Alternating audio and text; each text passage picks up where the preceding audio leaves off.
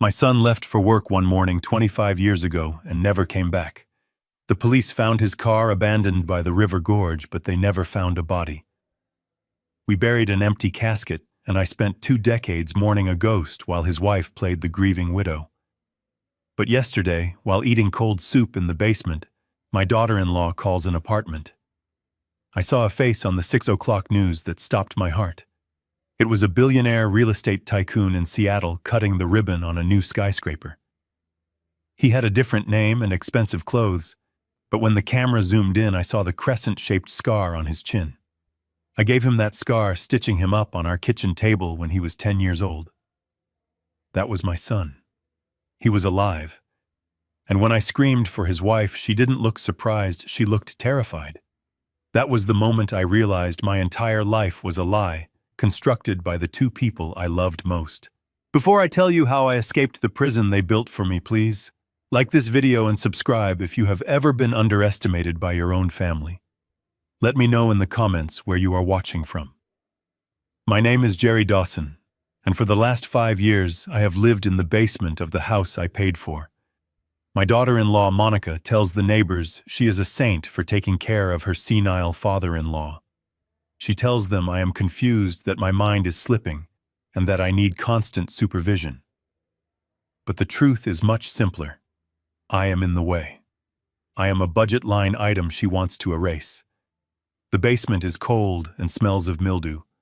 It has one small window near the ceiling that lets in just enough light to tell me if it is day or night.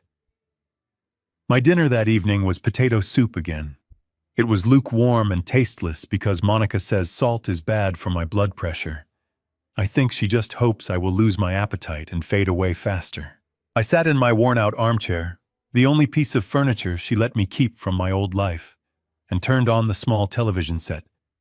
It is my only window to the outside world. Monica controls the cable box upstairs, so I have to watch whatever she thinks is appropriate for a man she claims has dementia. Usually, it is cartoons or old reruns, but tonight she must have slipped up because the local news was on. I was absent-mindedly stirring my soup, not really paying attention, until the anchor announced a special report from Seattle. A new technology and real estate conglomerate called Thorn Enterprises was breaking ground on a billion-dollar tower. The reporter was breathless with excitement, talking about the visionary CEO who had come from nowhere to dominate the market. Then the camera cut to the podium. A man in a bespoke navy suit stepped up to the microphone. The chyron on the screen read, "William Thorne, CEO." He looked distinguished with silver at his temples and the kind of confidence that only extreme wealth can buy. He smiled at the crowd and began to speak about legacy and building the future. My spoon clattered into the bowl, splashing soup onto my lap. I didn't feel the heat. I couldn't breathe. The voice was deeper and more refined, but the cadence was identical. The way he tilted his head to the left when he paused, the way he gripped the sides of the podium. It was Brandon. My Brandon. My brain tried to reject it. Grief does strange things to a parent. I have seen my son in the faces of strangers 1,000 times over the last 25 years. I have chased young men down the street because they had his walk or his hair color, only to apologize like a crazy old man when they turned around. But this was different. The camera pushed in for a tight shot of his face as he laughed at a joke from the mayor. And there it was. On the left side of his chin, just below the lip, was a thin white line curved like a crescent moon. It was a jagged scar. He got it when he was 10 years old, trying to jump his bicycle over a creek in our backyard. He had smashed his chin on a rock. We didn't have health insurance back then, so I cleaned it with rubbing alcohol and stitched it up myself with a sewing needle and fishing line while he squeezed my hand and tried not to cry. No 2 scars are identical. That was my handiwork. That was my son. He wasn't dead. He was William Thorne. I stood up so fast my chair tipped over. I rushed to the television, my hands shaking so hard I could barely touch the screen. I traced the line of his jaw. He was older. He looked harder, but he was alive. He had been alive this whole time. While I wept over an empty grave, while I paid for his memorial service, while I comforted his weeping wife, he was building an empire in Seattle. "Monica," I screamed. It was a guttural sound I didn't recognize. "Monica, get down here." I heard heavy footsteps above me. Then the door at the top of the stairs flew open. Monica descended, her heels clicking sharply on the wooden steps. She was wearing her tennis outfit and a look of pure irritation. She hated being interrupted, especially during her evening glass of wine. "What is it, Jerry?" she snapped, standing at the bottom of the stairs with her hands on her hips. "You spilled your soup. I am not cleaning that up. You are behaving like a child." I ignored her. I pointed a trembling finger at the television screen. "Look. Look at him." Monica rolled her eyes and turned toward the TV. She started to say something dismissive, probably about how I shouldn't get worked up over the news, but the words died in her throat. I watched her face closely. I saw the blood drain from her cheeks. Her eyes went wide and her mouth opened slightly. It wasn't the confusion of someone who didn't understand. It was the shock of someone who had been caught. For a split second, the mask of the grieving widow slipped, and I saw the cold calculation underneath. She recognized him instantly. "That is Brandon," I said, my voice raspy. "That is my son. He is alive, Monica. Look at the scar." She stared at the screen for another second, her mind clearly racing. Then she snapped into action. She lunged for the remote control that was sitting on the side table. "Give me that," she hissed. She pressed the power button hard. The screen went black. The image of my son vanished, leaving only our reflections in the dark glass. My reflection was a disheveled old man. Hers was a woman caught in a lie. "Turn it back on," I demanded, stepping toward her. "I need to hear him. I need to know why."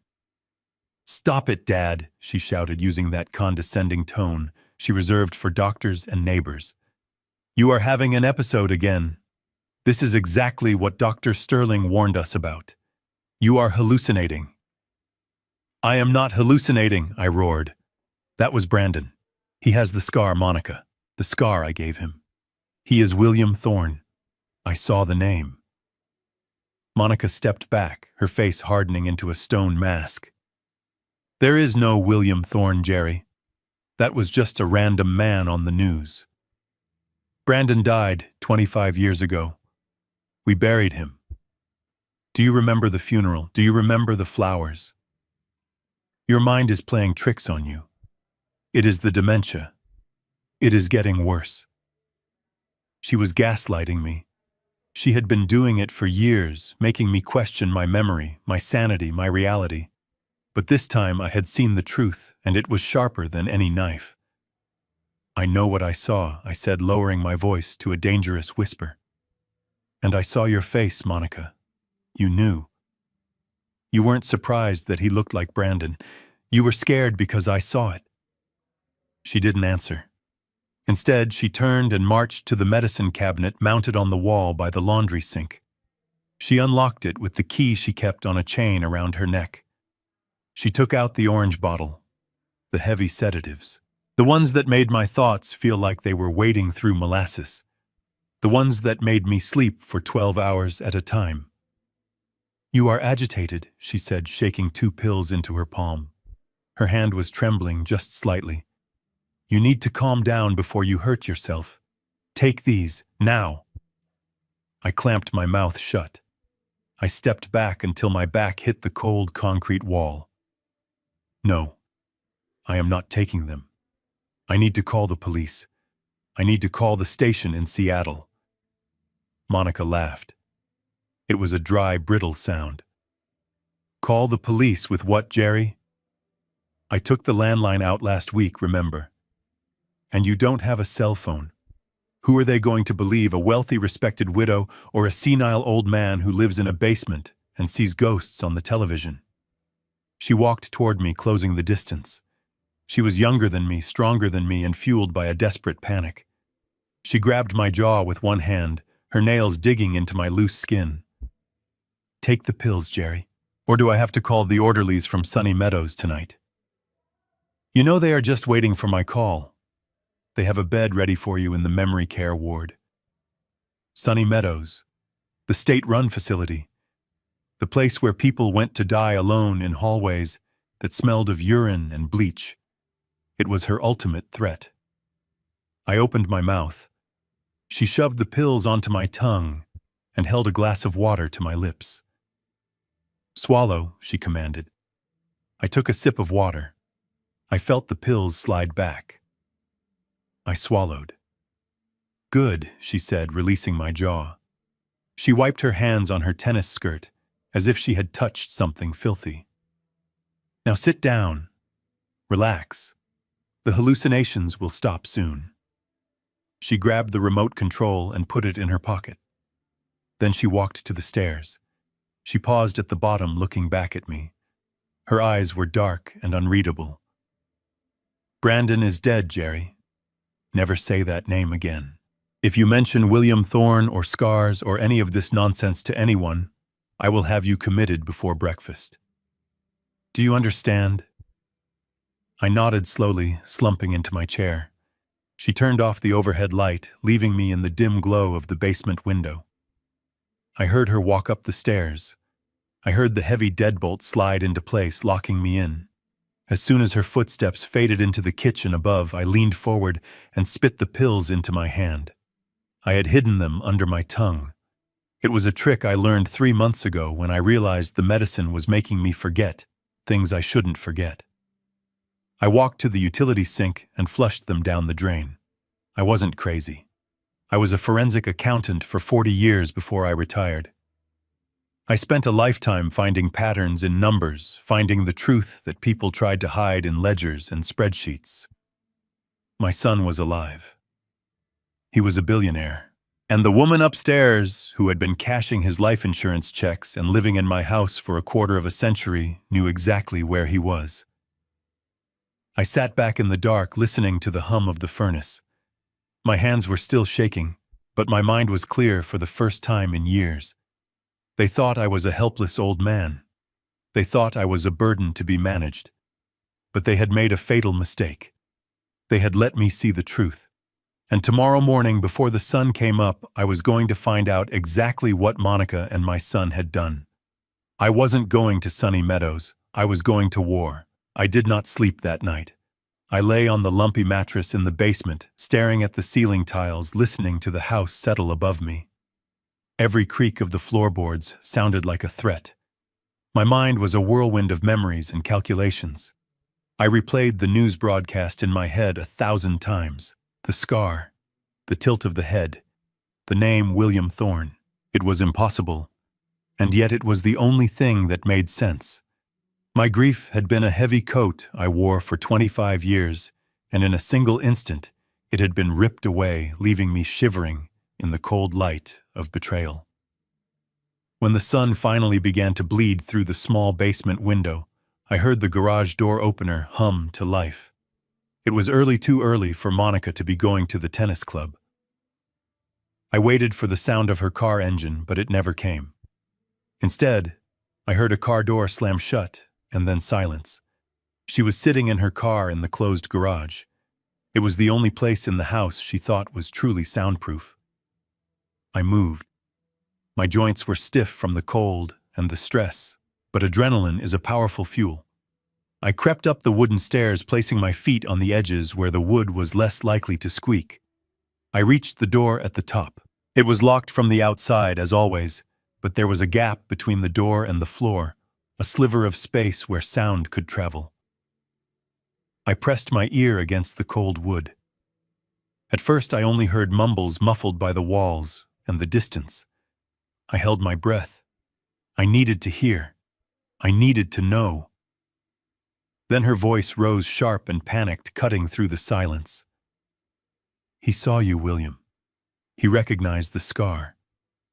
My heart stopped. She wasn't calling him Brandon. She was calling him William. She had accepted his new identity, his new skin so completely that his birth name, the name I gave him, didn't even exist to her anymore. "I know it was a mistake," she hissed. "I tried to tell him he was hallucinating. I gave him the heavy dose. But he is not buying it this time. He is fighting back." He mentioned the police. There was a pause as she listened to the voice on the other end. "My son. The billionaire. The ghost." "No, we cannot just wait," she snapped. "He is dangerous, William. He knows too much. If he gets out, if he talks to anyone, your IPO, your reputation, it all goes up in smoke. We have to accelerate the timeline." Accelerate the timeline. The words hung in the stale air of the stairwell like a guillotine blade. They had a plan. They had always had a plan. I was just an expiration date that hadn't arrived yet. "Yes, I know the place," she said, her voice dropping to a conspiratorial whisper. "Sunny Meadows. It is cheap, it is dirty, and they do not ask questions as long as the check clears. They have a lockdown unit for difficult cases. Once he is in there, he will never get out. He will just be another babbling old man that nobody listens to." I backed away from the door, my hands trembling so hard I had to grip the railing to keep from falling. Sunny Meadows. I knew the place. It was a converted warehouse on the edge of town, a place where the state dumped the indigent and the unwanted. It was a place where people went to rot. That was her solution. That was my son's solution. To bury me alive in a place that smelled of bleach and despair so they could keep their millions. I heard the garage door open again. She was coming back inside. I scrambled down the stairs, throwing myself into the armchair, just seconds before I heard her footsteps in the kitchen. I picked up a magazine and pretended to read, my heart hammering against my ribs like a trapped bird. I needed help. I needed a lifeline. Wait. The kitchen phone. Monica had said she removed the landline, but maybe she was lying. Maybe she just unplugged it. It was my only chance. I waited until I heard the shower running upstairs. The pipes in this old house groaned loudly when the water was on. It would mask the sound of my movement. I went to the basement door. To my surprise, it was unlocked. She must have forgotten to throw the deadbolt in her panic, or maybe she just assumed the sedatives had turned me into a vegetable. I slipped into the kitchen. It was blindingly bright after the gloom of the basement. I scanned the counter.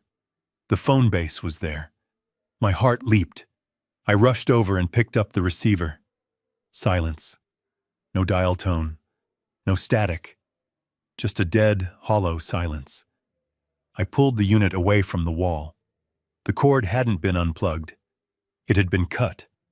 The copper wires were frayed and twisted, severed with a pair of kitchen shears. It wasn't just a disconnection. It was an act of violence. She hadn't just cut the line, she had cut my throat. "What do you think you are doing, Jerry?" I spun around. Monica was standing in the doorway, wrapped in a plush white bathrobe, her hair wet. She wasn't wearing makeup, and without it she looked older, harder. Her eyes were cold chips of flint. I was checking the time, I lied, my voice sounding thin and weak in my own ears. "The clock downstairs is broken." She looked at the phone in my hand, then at the severed cord. A cruel smile touched her lips. "It is broken, Jerry. Just like your mind. I told you that last night. Why do you insist on fighting me? I am the only one who takes care of you."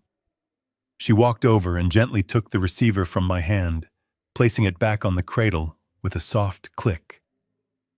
"We need to talk about your living arrangements," she said, her tone shifting into that sickeningly sweet register she used when she was manipulating me. "I have been doing a lot of thinking since your episode last night. It is becoming too dangerous for you to be here alone. You are seeing things. You are becoming aggressive." "I am not aggressive," I said, standing as tall as my spine would allow. "I am lucid. Monica, and I know what you are doing." She ignored me, continuing her rehearsed speech. I found a wonderful place for you. A community. It is called Sunny Meadows. They have specialists there, Jerry. Doctors who can help you with your hallucinations. They have activities and gardens. It will be so much better for you than that dark basement. Gardens. She called a patch of dead grass surrounded by a chain-link fence a garden. I am not going, I said firmly. This is my house. I paid for every brick. My name is on the deed. For now, she said, casually examining her fingernails. But we have a meeting with Dr. Evans this afternoon. He is going to evaluate you. And considering your violent outburst last night and your history of confusion, I am confident he will agree that you need 24-hour care. And once he signs those papers, Jerry, you won't have a choice. The state will grant me guardianship. She leaned in close, her perfume smelling of lilies and rot. And then I will sell this house. I will liquidate your accounts. And I will move to Seattle to be closer to better opportunities. And you will stay at Sunny Meadows until the end. It is for the best. She turned and walked to the refrigerator, opening it and taking out a carton of orange juice. Oh, and speaking of care, it is time for your medicine. You missed your morning dose because you were sneaking around up here. She reached into her pocket and pulled out the bottle. She shook 2 pills into her hand. They were blue this time, stronger. Open up, she commanded. I looked at her. I looked at the kitchen knives on the magnet strip. I looked at the back door. I could run. But I was 71 years old, with bad knees and no money. She would catch me, or the police would catch me, and she would tell them I was a danger to myself. I had to be smarter. I had to buy time. I let my shoulders slump. I let my face go slack, giving her the look of defeat she wanted to see. Fine, I whispered. Just let me rest. Good boy, she said. I opened my mouth. She placed the pills on my tongue. Her fingers tasted of soap. I took the glass of water she offered. I took a large gulp. I threw my head back and swallowed, making a show of the effort. But I didn't swallow. I slid the pills into the pocket of my cheek, tucked deep between my gums and the soft tissue. It was a trick I had seen in a movie once, a prison movie. I prayed it would work. She watched me closely, her eyes scanning my throat for the movement of the swallow. Satisfied, she smiled. There. That wasn't so hard, was it? Now go back downstairs. Pack a small bag. The transport van will be here tomorrow morning at 8. Tomorrow. I had less than 24 hours. I shuffled back to the basement door, moving slowly, playing the part. I heard her lock the door behind me, the heavy thud of the bolt sealing my fate. I walked to the utility sink and spat the blue pills into the drain, watching them dissolve into a chalky paste before washing them away. They thought they had won. They thought I was a confused old man who would go quietly into the night. But they had forgotten who I used to be. I was the man who found the hidden assets in the Enron investigation. I was the man who traced illicit funds through shell companies in the Cayman Islands. I walked to the corner of the basement where my old filing cabinet sat, rusting under a tarp. Monica had gone through it years ago looking for money, but she had only looked at the files. She hadn't looked at the cabinet itself. I reached behind the bottom drawer and felt for the metal latch I had installed 30 years ago. It clicked. The false bottom of the drawer popped up. Inside was not money. It was something more valuable. It was my old lock-picking kit from my days working with the fraud unit and a prepaid burner phone I had bought 5 years ago and hidden for an emergency just like this. I pressed the power button on the phone. The screen flickered to life. 15% battery. It was enough. I wasn't going to Sunny Meadows, and I wasn't going to let William Thorne build his empire on my grave. I sat on the floor, the tools cold in my hand, and waited for the house to go quiet. The real game was just beginning. The silence that followed the sound of Monica's Mercedes retreating down the driveway was the loudest thing I had ever heard. I counted to 60 just to be sure she wasn't coming back for a forgotten phone or a second coat of lipstick. Then I went to work. I had 2 hours, maybe 3 if the lawyer kept her waiting. It was a lifetime for a man with nothing to lose, but it was a blink of an eye for what I needed to do. I pulled the lockpick set from my pocket. The metal picks felt cold and familiar, a comforting weight from a past life I thought I had buried. My hands were gnarled with arthritis and shook with a tremor that had nothing to do with age and everything to do with rage, but muscle memory is a powerful thing. I knelt before the basement door. The lock was a simple deadbolt, the kind you buy at a hardware store for $20. It was an insult, really. She thought so little of me she didn't even buy a quality lock. I inserted the tension wrench, then the rake. I closed my eyes, visualizing the pins inside the cylinder. Click, click, a resisting grind. Then the sweet, smooth rotation of the plug. The door swung open. I stepped into the kitchen. It was strange to stand in my own home as an intruder. The air smelled of cleaning products and the stale scent of lies. I didn't waste time. I went straight to the second floor, to the room that used to be my study. Monica had claimed it 5 years ago, turning it into her command center. She kept the door locked always. This lock was harder, a keypad lever.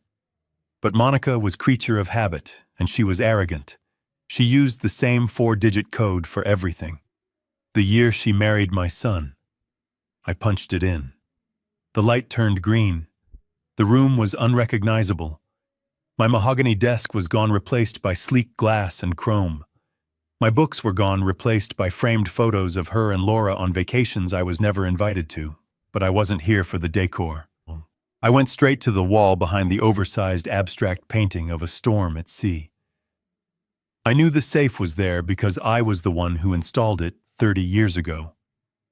Monica had changed the combination, of course, but she didn't know about the manufacturer override key slot hidden under the digital pad. And she certainly didn't know I had kept the master key taped to the underside of a floorboard in the closet since 1995. I retrieved the key and inserted it. The heavy steel door swung open with a groan. My heart was hammering against my ribs, a frantic rhythm of fear and anticipation. I ignored the stacks of cash and the velvet jewelry boxes. I reached for the back of the safe for a thick manila envelope that sat in the shadows. It wasn't labeled. I dumped the contents onto the glass desk. Papers slid out. Bank statements. But not from our local branch. These were from a private bank in the Cayman Islands. The account holder was Monica Dawson. I scanned the columns, my accountant eyes processing the data faster than I could breathe. Every month on the first, like clockwork, there was a deposit. $50,000. The sender was Thorn Enterprises, Seattle, WA. I felt like I had been punched in the gut. $50,000 a month. That was the price of a mother's silence. That was the hush money my son paid to keep his past dead. She wasn't just surviving on his life insurance, she was on his payroll. Under the statements, there was a bundle of postcards held together by a rubber band. The edges were worn. I snapped the band and fanned them out. They were all picture postcards from Seattle. The Space Needle, Pike Place Market, the ferry boats. I turned one over. The handwriting was jagged, rushed, but familiar. Happy 16th birthday, Laura. I hope you got the car. Study hard. It was signed simply. Another one. Happy graduation. I am proud of you. Another. Merry Christmas. They were addressed to my granddaughter, Laura, but they had no postmarks. They had never been mailed. Monica had intercepted them, or perhaps they had been sent in a package directly to her to filter. She had kept them. Why? Trophies. Leverage. Proof that he existed just in case the checks stopped coming. My son, William Thorne, had been writing to his daughter for years. He knew she existed. He watched her grow up from a distance, sending money and cards, while I rotted in the basement, believing he was dead. I was so absorbed in the betrayal, so lost in the paper trail of my own erasing, that I didn't hear the front door open downstairs. I didn't hear the light footsteps on the stairs. "Grandpa," the voice made me jump so hard I nearly knocked the lamp off the desk. I spun around. Laura stood in the doorway. She was wearing her nurse's scrubs, her bag slipping from her shoulder. She had come home early from her shift. Her eyes were wide, darting from my face to the open safe to the papers scattered on the desk. She looked terrified. "What are you doing?" she whispered, taking a step back.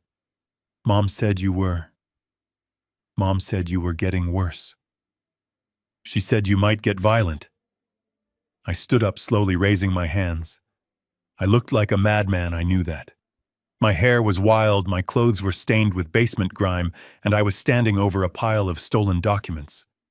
"Laura, listen to me," I said, my voice cracking. "I am not crazy. Your mother lied to you." She reached into her pocket, her hand shaking. I knew she was reaching for her phone. She was going to call Monica. If she made that call, it was over. The orderlies would be here in 10 minutes. "Don't call her," I pleaded. "Please, just look. Look at this." I grabbed the stack of postcards and the bank statement. I held them out to her, my hand trembling. She hesitated, her thumb hovering over the screen. "Grandpa, you need to go back downstairs." "Laura, look at the postcards," I said, desperate. "They are for you. They are from your father." That stopped her. She froze. "My father is dead," she said, her voice hard. "He died before I could remember him." "No," I said. "He isn't. He is William Thorne. He lives in Seattle. He sends your mother $50,000 a month to keep it a secret."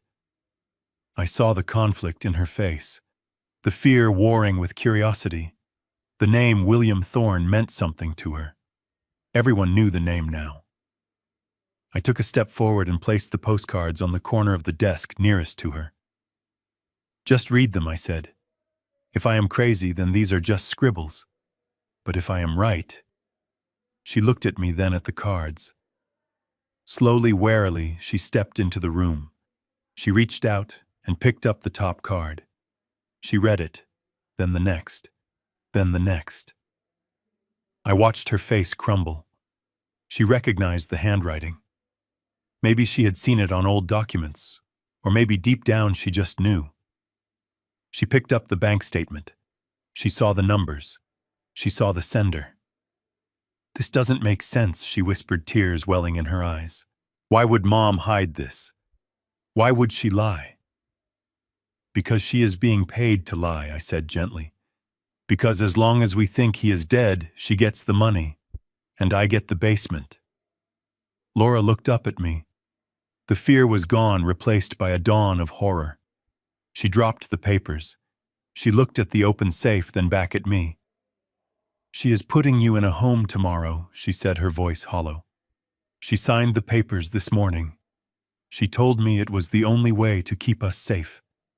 She said you were dangerous." "I am not dangerous, Laura. I am just a witness. And now so are you." We heard the sound of the garage door opening downstairs, the heavy rumble of the Mercedes engine. Monica was home. Panic flared in Laura's eyes. She grabbed my arm. "She is here. If she finds you in here, if she sees that you opened the safe, she will kill me," I finished for her, "or she will make sure I never speak again." Laura looked at the window, then at the back stairs. "Go," she whispered. "I cannot just go," I said. "I have no money. I have no way to get to Seattle." Laura didn't hesitate. She reached into her purse and pulled out her wallet. She took out a credit card. It was a black card, a supplementary card attached to Monica's account. "Take it," she said, pressing it into my hand. "The PIN is your birthday. Mom used it for my tuition, but she never checks the small charges. Just go. Run." I looked at my granddaughter. For the first time in 25 years, I saw my blood in her veins. I saw the integrity that her father had lost. I took the card. I grabbed the bank statement and one of the postcards, the one where he wished her a happy 16th birthday. I shoved them into my pocket. "Thank you," I said. "Go," she urged, pushing me toward the back door. "Go before she comes up." I scrambled out the window onto the trellis just as I heard Monica's voice in the hall calling out for Laura. I hit the ground hard, my ankles screaming in protest, but I didn't stop. I ran through the neighbor's hedge and down the alleyway, my breath coming in ragged gasps. I didn't look back. I had the evidence. I had the means. And for the first time in a long time, I had a destination. I was going to Seattle. I was going to introduce myself to William Thorne. I ran until the burning in my lungs eclipsed the pain in my ankles. The alleyways behind my subdivision were a maze of overgrown hedges and rotting fences, but I knew them by heart. I used to walk these paths with Henry, the golden retriever I had 15 years ago, before Monica said he was too messy and sent him away while I was at the dentist. I kept to the shadows, ducking behind a dumpster every time I saw headlights sweep across the adjacent street. I wasn't just running from my house, I was running from a life sentence in a lockdown unit. I made it to the Interstate Transit Center, just as the sun began to dip below the horizon, painting the sky in bruises of purple and black. It was a grimy concrete island of diesel fumes and desperate people. Perfect cover. I pulled my hat low and approached the automated kiosk. My fingers hovered over the screen. I punched in a destination. Portland first, then Seattle. I didn't want a direct line. I swiped Laura's black credit card. The machine whirred. My breath hitched. Approved. The ticket printed with a rasping sound. I grabbed it, and the card my lifeline, and boarded the first bus heading north. I took a seat in the back near the bathroom where the smell of chemical disinfectant was strong enough to water my eyes, but it was the only place I felt hidden. As the bus rumbled onto the highway, I watched the city limits of my prison fade into the distance. I thought I was safe. I thought I had a head start. I underestimated Monica. 3 hours later, the bus pulled into a rest stop, a brightly lit oasis of fast food and overpriced gasoline. We had a 20-minute layover. I needed coffee. I needed caffeine to keep the old man brain from shutting down. I walked into the store, keeping my head down. I grabbed a large black coffee and a sandwich. I went to the counter and swiped the card. Declined. The cashier, a teenager with acne and a bored expression, sighed. "Try it again, Pops." I swiped again. Declined. My stomach dropped through the floor. Monica had found out. Laura must have cracked, or Monica checked the notifications. She had killed the card. I fumbled in my pockets, pretending to look for cash, knowing I had none. "Hey, look at this," someone shouted from the other side of the store. I looked up. Mounted in the corner above the slushy machine was a television tuned to the local 24-hour news channel. The red banner at the bottom screamed, "Silver Alert." And there above it was my face. It was a photo from 10 years ago, from my retirement party. I looked happy. I looked sane. The anchor's voice cut through the store chatter. "Police are searching for 71-year-old Gerald Dawson. He has been reported missing by his family. Mr. Dawson suffers from advanced dementia and may be disoriented. Police warn that he has a history of violent outbursts and may be a danger to himself and others. Do not approach. Call 911 immediately." Violent. She had played the violence card. She wasn't just looking for a lost relative, she was hunting a fugitive. She had turned the entire state into her personal search party. I felt eyes on me. The cashier looked at the screen, then at me. His eyes narrowed. "Hey, you look kinda like..." I didn't let him finish. I left the coffee. I left the sandwich. I turned and walked out the door, forcing myself not to run. I could feel the heat of their stares on my back. I ducked around the side of the building, avoiding the bus. I couldn't get back on. The driver would have seen the alert by now. I was stranded in a parking lot 80 miles from home with no money, no transport, and a face that was now public enemy number one. I hid behind a stack of wooden pallets near the dumpster, shivering as the night air turned frigid. I had to think. I was a forensic accountant. I solved problems. I found assets where there were none. I looked down at my wrist. The Rolex Submariner.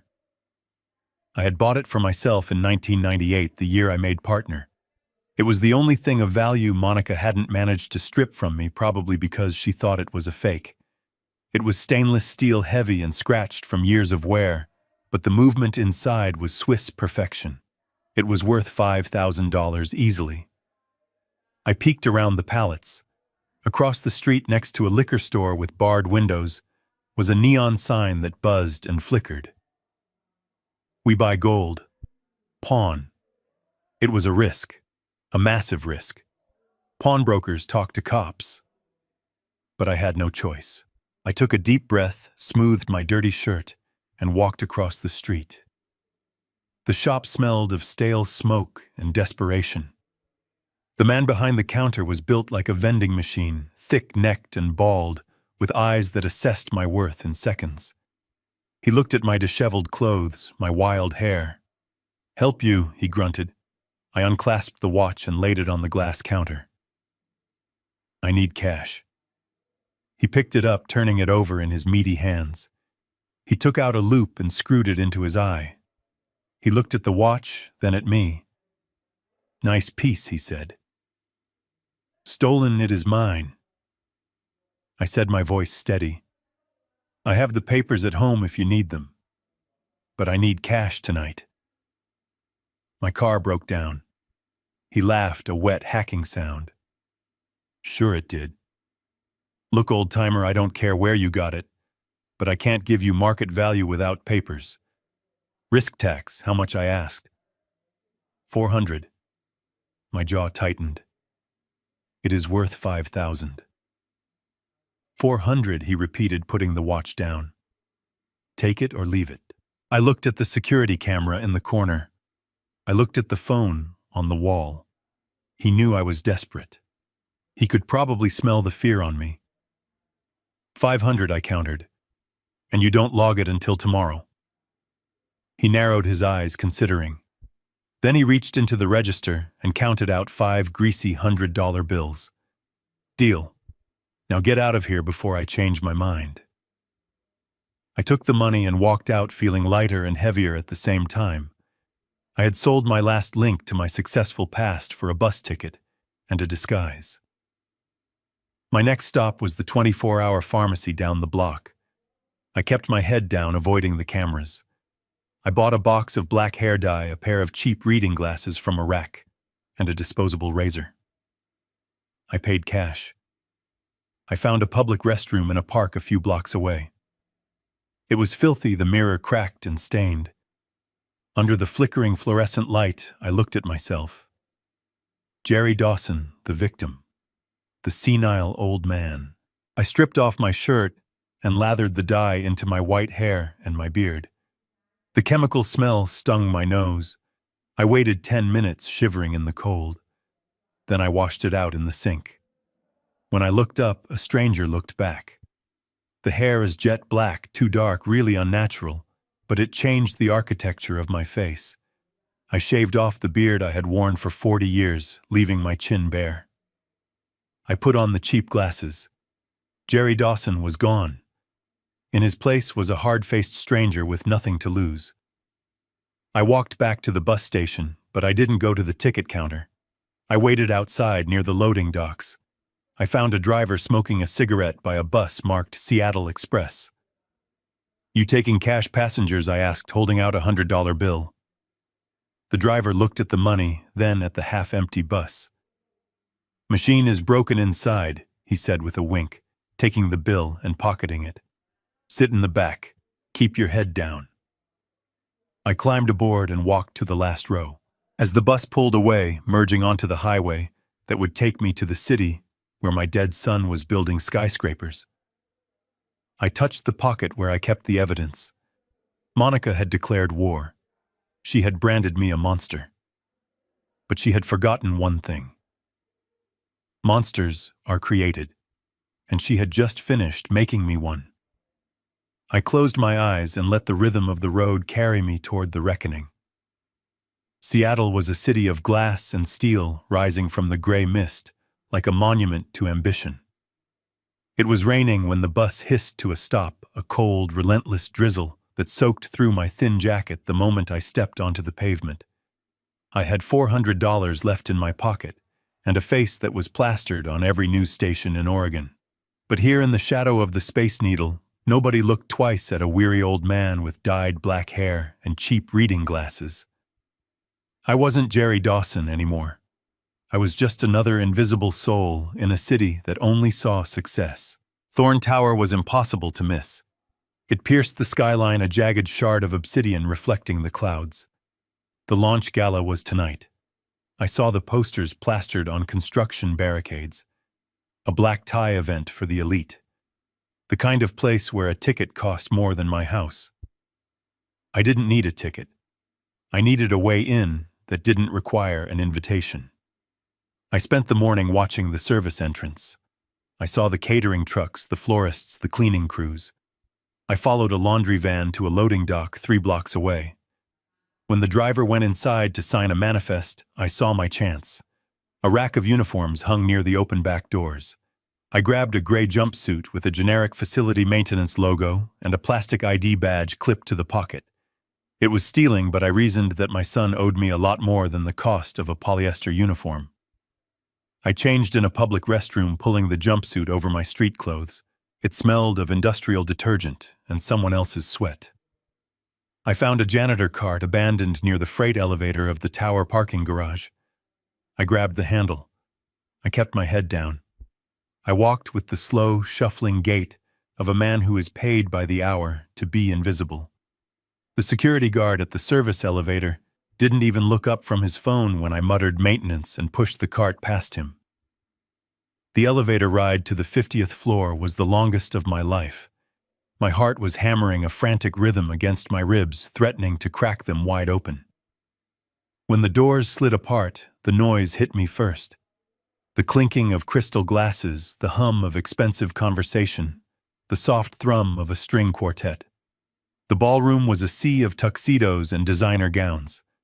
I pushed my cart along the perimeter, hugging the wall, my eyes scanning the room. And then I saw him. He was standing in the center of a circle of admirers, holding a glass of champagne like a scepter. William Thorne, my son. He looked regal. His suit fit him like a second skin. He threw his head back and laughed at something a woman in a red dress said. It was the same laugh that used to fill our kitchen when I made pancakes on Sunday mornings. The sound of it made my knees weak. I wanted to run to him. I wanted to grab him and shake him. I wanted to scream. But I forced myself to grip the handle of the mop bucket. I waited. I watched him for an hour. I watched him charm investors. I watched him shake hands with the mayor. He was a king in his castle, and I was the ghost haunting the halls. Finally, he handed his empty glass to a waiter and whispered something to his head of security, a mountain of a man with a coil in his ear. The guard nodded and stayed by the door as William walked toward the hallway marked VIP restrooms. This was it. I pushed my cart into the hallway just as he disappeared inside the men room. I parked the cart across the door, blocking it slightly, and hung a wet floor sign on the handle. I took a deep breath. I pushed the door open.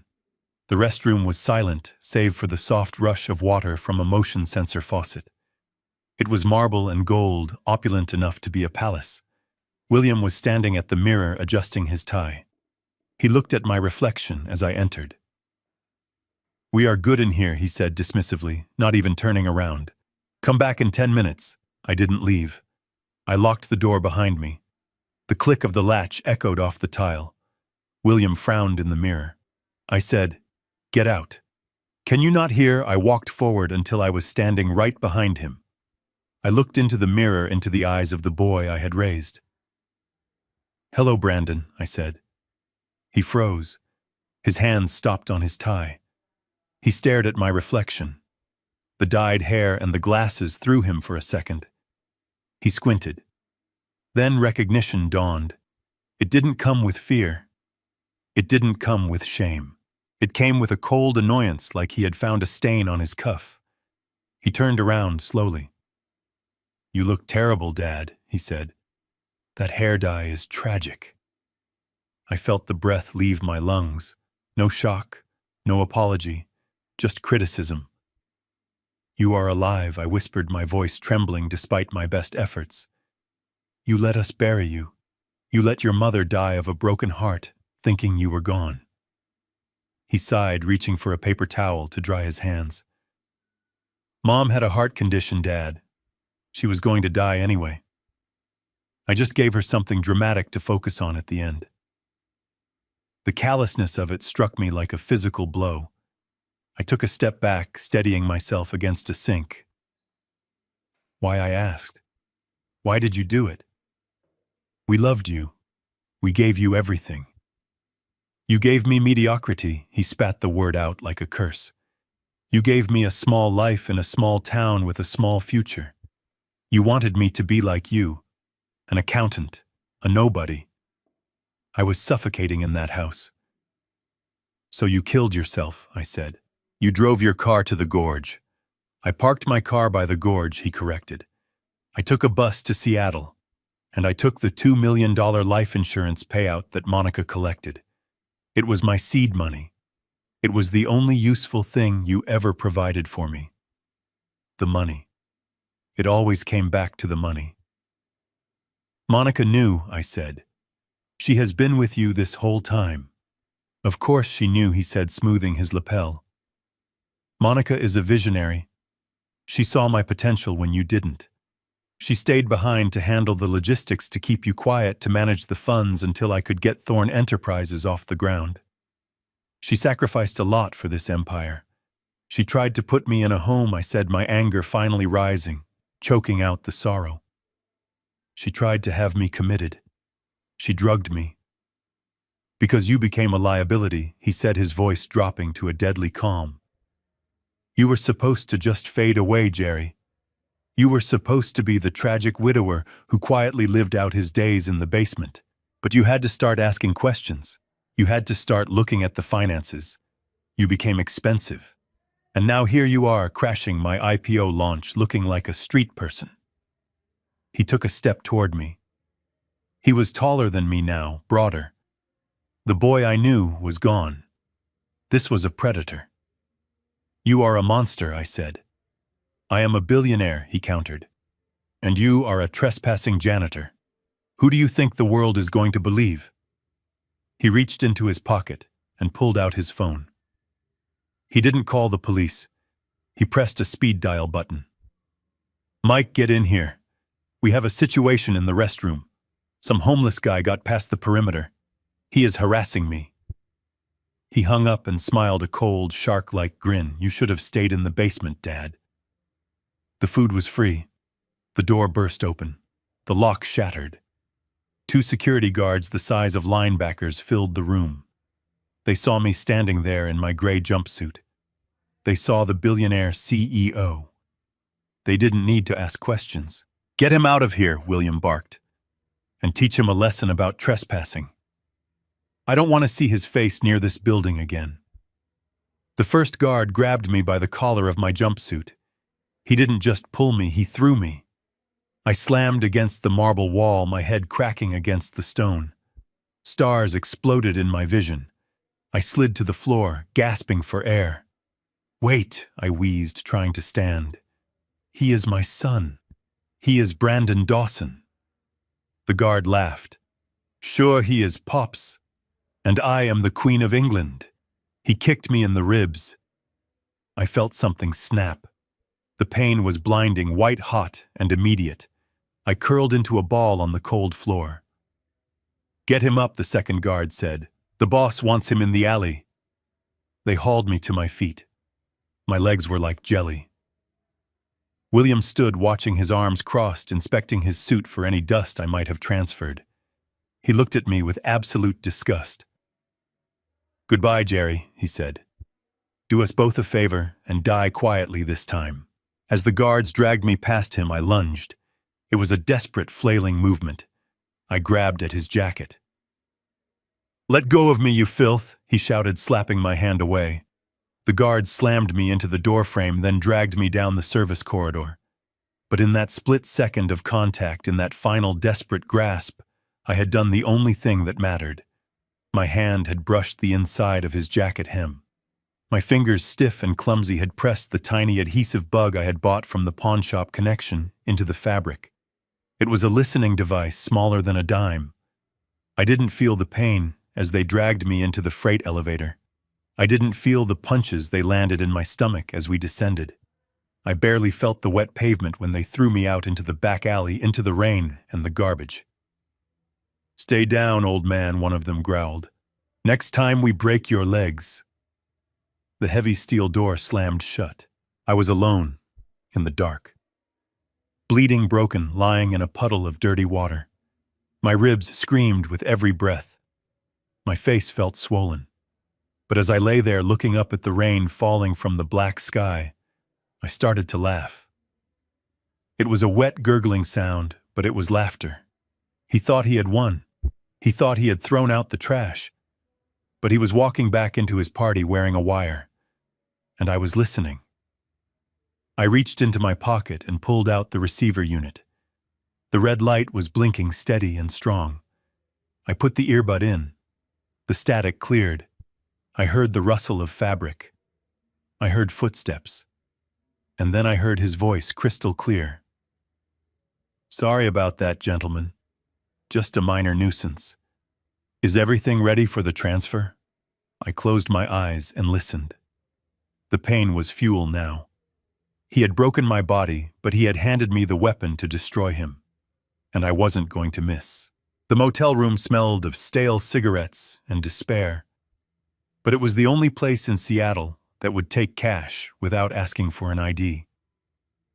I sat on the edge of the mattress, holding a bag of ice against my ribs, listening to the static hiss in my earbud. My body was a map of bruises, a testament to my son's hospitality, but my mind was sharper than it had been in 20 years. The receiver picked up the sound of a car door closing, then the hum of a quiet engine. William was on the move. He dialed a number. I held my breath. "It is done," he said. His voice was calm, businesslike. The old man crashed the party. Security roughed him up and threw him in the alley. I heard Monica's voice on the other end, tinny and small through the device. "Is he dead?" "He might be," William replied. "He took a beating. But we cannot take chances. If he crawls out of that alley, if he finds a way to talk to the press, I need you to call the contractor, the one we used for the union problem last year. Tell him to sweep the alleys within a 5-block radius of the tower. If they find a man fitting Jerry's description, tell them to finish the job. Make it look like a robbery gone wrong." My blood ran cold. It wasn't just rejection anymore. It was a hit. My son wasn't just a fraud, he was ordering my execution while being driven home in a limousine. I took the earbud out. I couldn't stay here. The motel was too close to the tower. If they were sweeping the perimeter, they would check the flophouses first. I needed help. Real help. Not the police who would see a crazy old man with a record of dementia. I needed someone who operated in the shadows, just like William. I reached into my pocket and pulled out a small leather address book. It was worn, the pages yellowed. I hadn't opened it since the day Brandon died. I turned to the letter W. There was one number written in blue ink. No name. Just a number, Arthur Wallace. 20 years ago, Arthur was a brilliant lawyer with a gambling problem and a tendency to fudge his trust account ledgers. I was the auditor sent to bury him. I found the discrepancies. I found the stolen money. I had the evidence to send him to federal prison for a decade. But I also found out his wife was dying of cancer, and he was stealing to pay for experimental treatments. I made a choice. I buried the evidence. I fixed the books. I saved his life and his career. He swore to me that day that if I ever needed a lifeline, I just had to pull the string. I walked to the payphone in the motel parking lot. I dialed the number. It rang 4 times. Wallace Law. A smooth voice answered. "I need to speak to Arthur," I said. "Mr. Wallace is not available." "May I ask who is calling?" "Tell him it is the auditor," I said. "Tell him the ledger is open." There was a pause, a click, then a deep, gravelly voice came on the line. "Jerry, is that you? You are supposed to be a ghost. I need to cash in the chip, Arthur. Tonight." He didn't ask questions.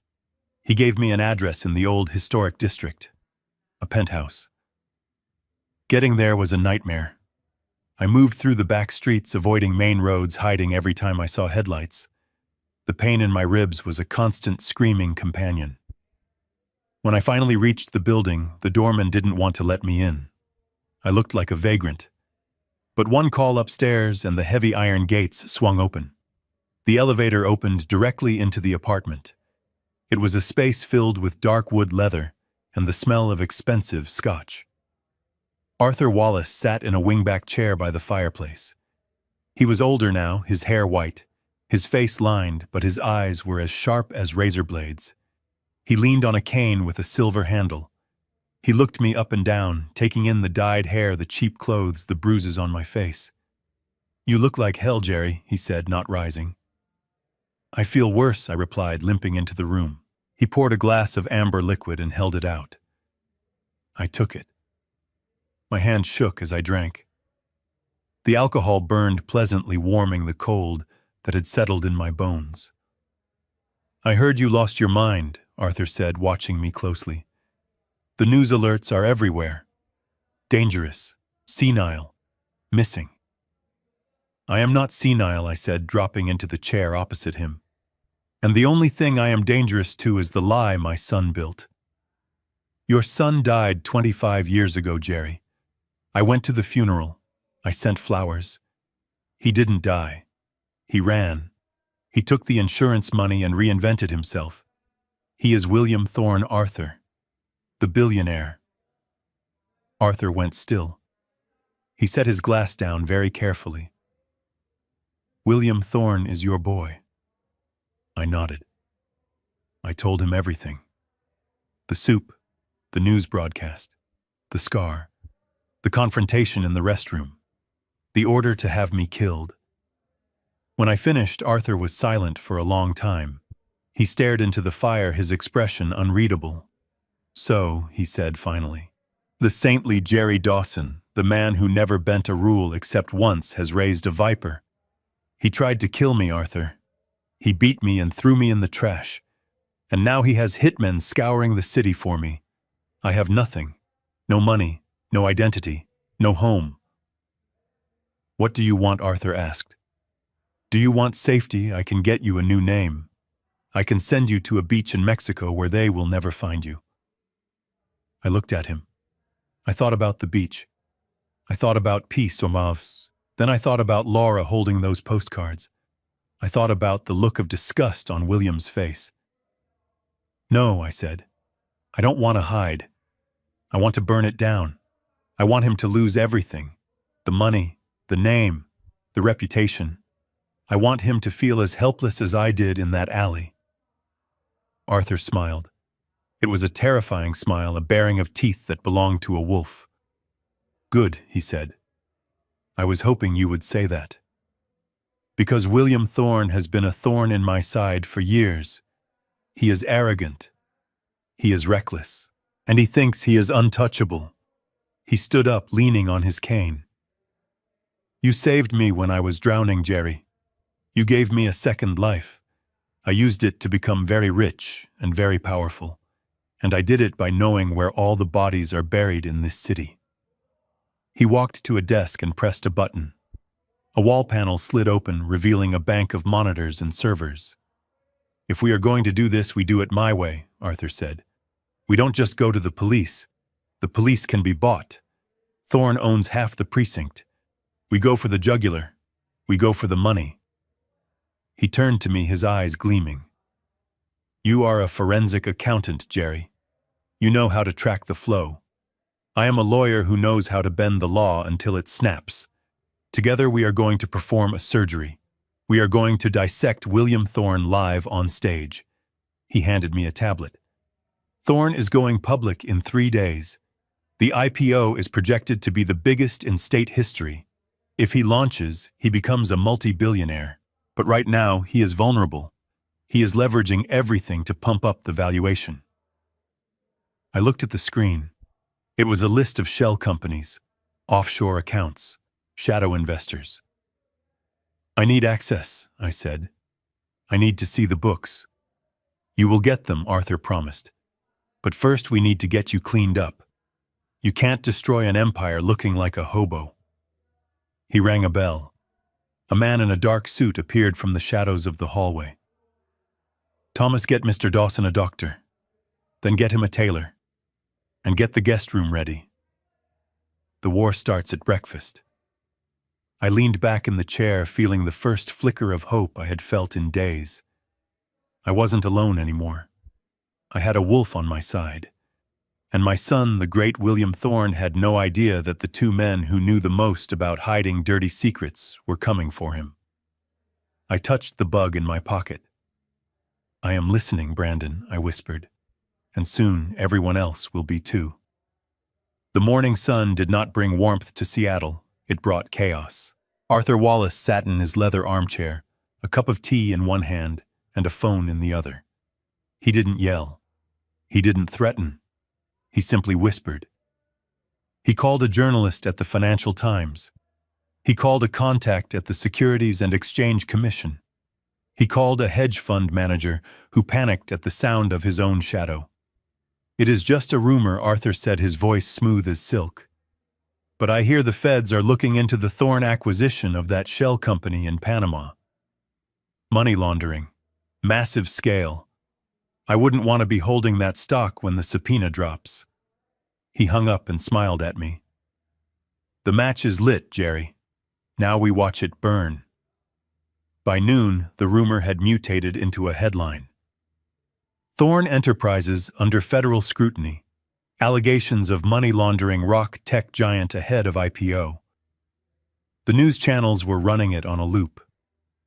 I watched from the guest bedroom of Arthur's penthouse as the stock ticker at the bottom of the screen turned red. Thorne Enterprises was bleeding. The stock price, which had been climbing steadily in anticipation of the public offering, began to freefall. Investors were spooked. The board of directors was demanding answers. It was a beautiful thing to witness. For 25 years, my son had built a castle on a foundation of lies, and now I was watching the sand shift beneath his feet. He will panic, Arthur said, walking into the room. He is arrogant, but he is not stupid. He knows his books are dirty. He knows that if the SEC digs deep enough, they will find the holes. He needs to protect the asset. What will he do, I asked. He will move the money, Arthur replied. The liquid capital. The $200 million he has stashed for a rainy day. He will try to hide it offshore where he thinks no one can touch it. And when he moves it, we will be waiting. At 7 o'clock that evening, we were parked in an unmarked van across the street from a restaurant called The Cellar. It was an exclusive place, the kind with no sign on the door and a 6-month waiting list. But Arthur knew the owner. He knew everyone. He had arranged for table 4 in the back corner to be available, and he had arranged for the flower centerpiece to contain a high-fidelity microphone.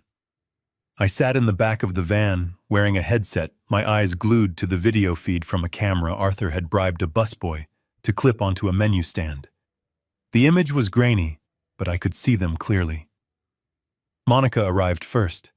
She looked like a woman on the verge of a breakdown. Her hair was pulled back too tight, her makeup unable to hide the dark circles under her eyes. She ordered a double vodka martini and drank half of it in one swallow. She kept checking her phone, her fingers tapping a nervous rhythm on the tablecloth. 10 minutes later, William arrived. He entered through the kitchen door, avoiding the paparazzi that had started to gather out front. He looked furious. His face was flushed and he was sweating. He sat down opposite Monica without a greeting. "You look like a wreck," he hissed. "Pull yourself together." Monica slammed her glass down. "Pull myself together." Have you seen the news, William? The stock is tanking. They are saying the FBI is involved. Is it true? Are they investigating us? Keep your voice down, he snapped, looking around the empty room. It is a smear campaign. Someone is trying to tank the IPO. It is probably a competitor. Or it is your father, Monica whispered. William laughed, a harsh barking sound. My father is a senile old man who got beat up in an alley. He is probably dead in a ditch somewhere. This is corporate warfare, Monica. It is sophisticated. It is calculated. I listened, feeling a cold satisfaction. He still underestimated me. He still thought I was nothing. That was his fatal flaw. The waiter approached. William waved him away. We need to secure the fund, he said, leaning in close. If the SEC freezes our domestic accounts, we are finished. The IPO will be halted. We need liquidity to pay off the lenders and keep the lights on until this blows over. You want to move the Cayman money? Monica asked, her eyes widening. All of it, William confirmed. 200 million. Tonight. It is risky, William. Moving that much cash triggers alerts. Not if we do it through the blind trust, he said. The one we set up in 2010. The Sentinel Trust. It is insulated. We move the money there, then wire it to the new accounts in Switzerland. It will be clean. I looked at Arthur. He was smiling that wolfish smile again. Sentinel Trust, he whispered. I set that up for him. And I kept the master administrative codes. On the screen, William pulled out a tablet. He opened a secure banking app. I am initiating the transfer now, he said. I need your authorization code, Monica. You are the CO signatory. Monica hesitated. Are you sure this is the right move? Do you want to go to prison? William asked, his voice dripping with venom. Because if they freeze those assets and start auditing the source, we are both going to jail for a very long time. Give me the code. Monica fumbled in her purse. She pulled out a small digital token. She pressed the button. 492765, she read. William typed it in. Then he pressed his thumb against the screen. Done, he said, exhaling a long breath. The money is moving. By tomorrow morning it will be in Zurich. Untouchable. He leaned back in his chair, looking smug. Let them investigate. Let the stock drop. We have the war chest. We can buy back the company for pennies on the dollar once the panic settles. We win, Monica. We always win. I took off the headset. My hands were shaking not from fear, but from adrenaline. Did you get it? I asked Arthur. Arthur was already typing furiously on his laptop, which was hardwired into the van's satellite connection. I got it, he said. Sentinel Trust. I am in the back end now. I see the pending transaction. $200 million. He looked at me, his eyes bright in the gloom of the van. They think it is going to Switzerland, Jerry. But I can redirect it. I can change the routing number before the clearinghouse processes the batch at midnight. Where do we send it? I asked. Arthur paused, his fingers hovering over the keys. We could keep it, he said softly. $200 million. We could disappear. We could live like kings. I looked at the screen. I saw my son, the man who had ordered my death, drinking a toast to his own cleverness. I saw the woman who had tried to erase my mind. I thought about the cold soup in the basement. I thought about the years of grief. No, I said. I don't want his money. It is blood money. I want him to know it is gone. I want him to watch it vanish. Arthur nodded slowly. Then where? The children's hospital, I said. The one in Seattle. The one that treats kids who don't have insurance. Kids who get stitched up by their fathers because they cannot afford a doctor. Arthur smiled. It was a genuine smile this time. A charitable donation, he said. Anonymous, of course. Of course, I agreed. He typed in a series of commands. He bypassed the Swiss routing. He entered the donation portal for the hospital foundation. He entered the amount. $200 million. Click. It is done, Arthur said. The money is in escrow. At midnight it hits the hospital account. And 5 minutes later William gets the notification. On the screen I saw William check his watch. He signaled for the check. We should go to the gala, he said to Monica. We need to show our faces. Show them we are not afraid. He stood up, buttoning his jacket. He looked powerful. He looked invincible. He had no idea that he was already a pauper. He is walking into his own funeral, I whispered. Arthur closed the laptop. Let us go get dressed, Jerry. You have a gala to crash. And this time, you are walking in through the front door. We stepped out of the van into the cool night air. The rain had stopped. The city lights reflected on the wet pavement. I felt a strange lightness in my chest. The fear was gone. The grief was gone. There was only the cold, hard certainty of the end. My son had set a trap for me 25 years ago. Tonight, I had just sprung mine, and when the steel jaws snapped shut, he wouldn't even see it coming. The rain in Seattle does not wash things clean, it just makes the grime slicker. I stood under the awning of a coffee shop in Pioneer Square watching the passers-by.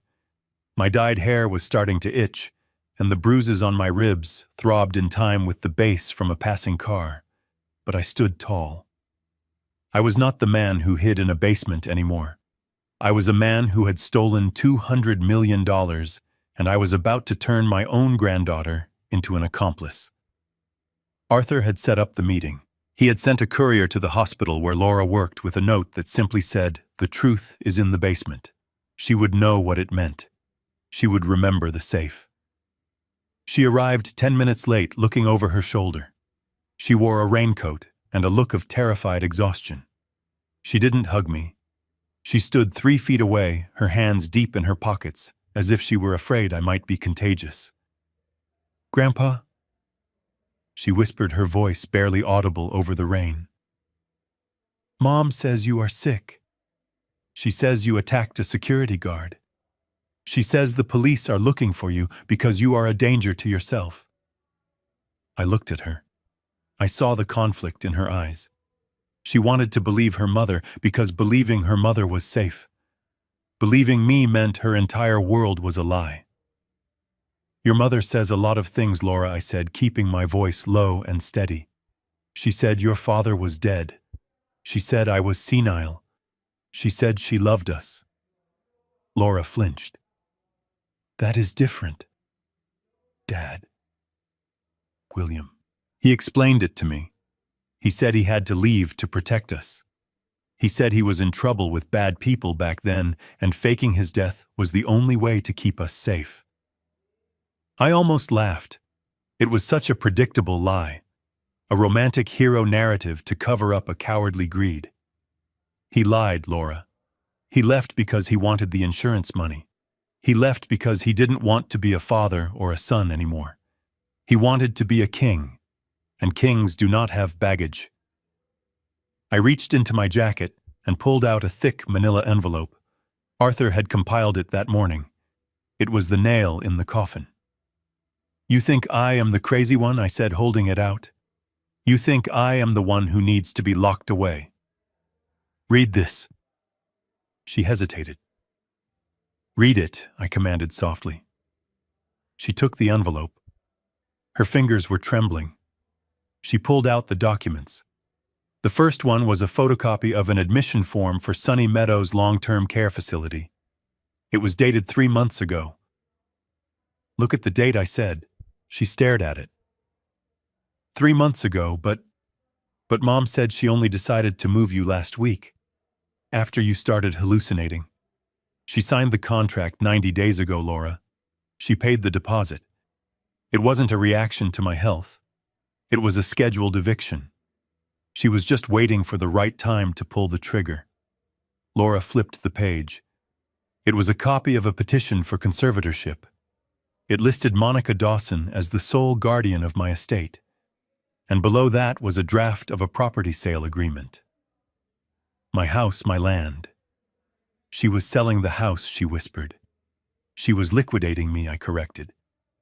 But keep reading. The last page is the most important. It was a trust fund amendment. The William Thorne Family Trust. It detailed the distribution of assets upon the event of an IPO. Laura read it.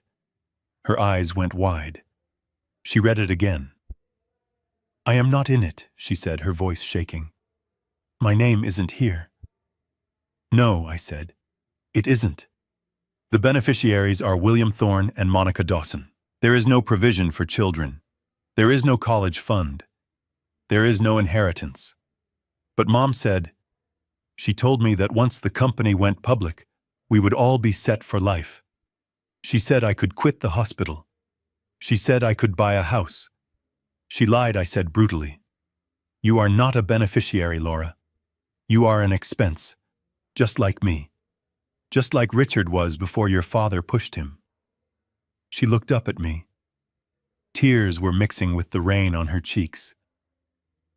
Richard, she asked. Who is Richard? Your uncle, I said. The one they never told you about. The one your father killed to get the first down payment on his new life. I told her the story. The gorge, the argument, the push. I didn't embellish. I didn't dramatize. I just gave her the cold, hard facts that Henry had given me on the mountain. They are monsters, Laura. They use people. They used me. They used your grandmother. And now they are using you. She dropped the papers. They scattered on the wet pavement, soaking up the grime. She put her hands over her face and sobbed.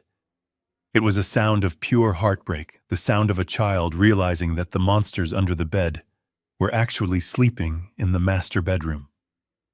Why, she choked out. Why are you telling me this? Because I am going to stop them, I said. I am going to take everything from them. The money, the reputation, the freedom. I am going to burn Thorne Enterprises to the ground. She looked at me terrified. You cannot. They are too powerful. Dad has security. Mom has lawyers. I have the truth, I said. And I have you. Me, she shook her head, backing away. I cannot. I cannot go against them, Grandpa. If I do... Mom said if I helped you, we would be on the street. She said you would ruin us. We are already ruined, Laura. The only choice now is whether you want to be a victim or a survivor. I stepped closer, invading her space, holding her gaze. I need you to do one thing. Just one thing. And then you can walk away. You can go back to your life and pretend this never happened. What she whispered. I pulled a small black USB drive from my pocket. It was a keylogger program Arthur's tech guy had loaded. Military grade. Invisible. Tonight is the gala. Your mother will be there. She will be glued to her phone checking the accounts managing the transfer of the funds they think they successfully stole. I need you to plug this into her phone. Just for 30 seconds. Tell her you need to charge it. Tell her you need to make a call. I don't care. Just get it connected. Why, she asked, staring at the black plastic. Because I need the authentication codes, I lied. I didn't tell her the money was already gone. I didn't tell her that the keylogger was actually to access the cloud backup where your father keeps the security footage from 25 years ago. The footage Arthur found traces of but couldn't decrypt without a direct link to the primary device. The footage of the accident. If I get those codes, I can prove the fraud, I said. I can prove they stole from me. And I can put them in jail. She looked at the drive. She looked at the papers dissolving in the rain. She looked at the memory of a father she never knew, and a mother who viewed her as a budget cut. She took the drive. Her hand was cold, but her grip was firm. 30 seconds, she said. That is all I need. She put the drive in her pocket. She wiped her face, smearing her mascara. She looked like a warrior who had just survived her first battle. "Mom is wearing a red dress tonight," she said, her voice flat. "She bought it with the money she got from selling your car." I nodded, feeling a fresh spike of anger. Of course she did. "I will do it," Laura said.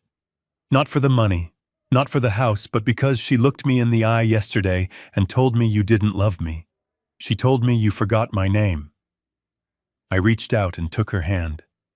"I never forgot you, Laura. You were the only thing that kept me sane in that basement." She squeezed my hand, then let go. She turned and walked away into the rain, heading back toward the life that was about to implode. I watched her go. I felt a heavy weight in my chest. I had just weaponized my granddaughter.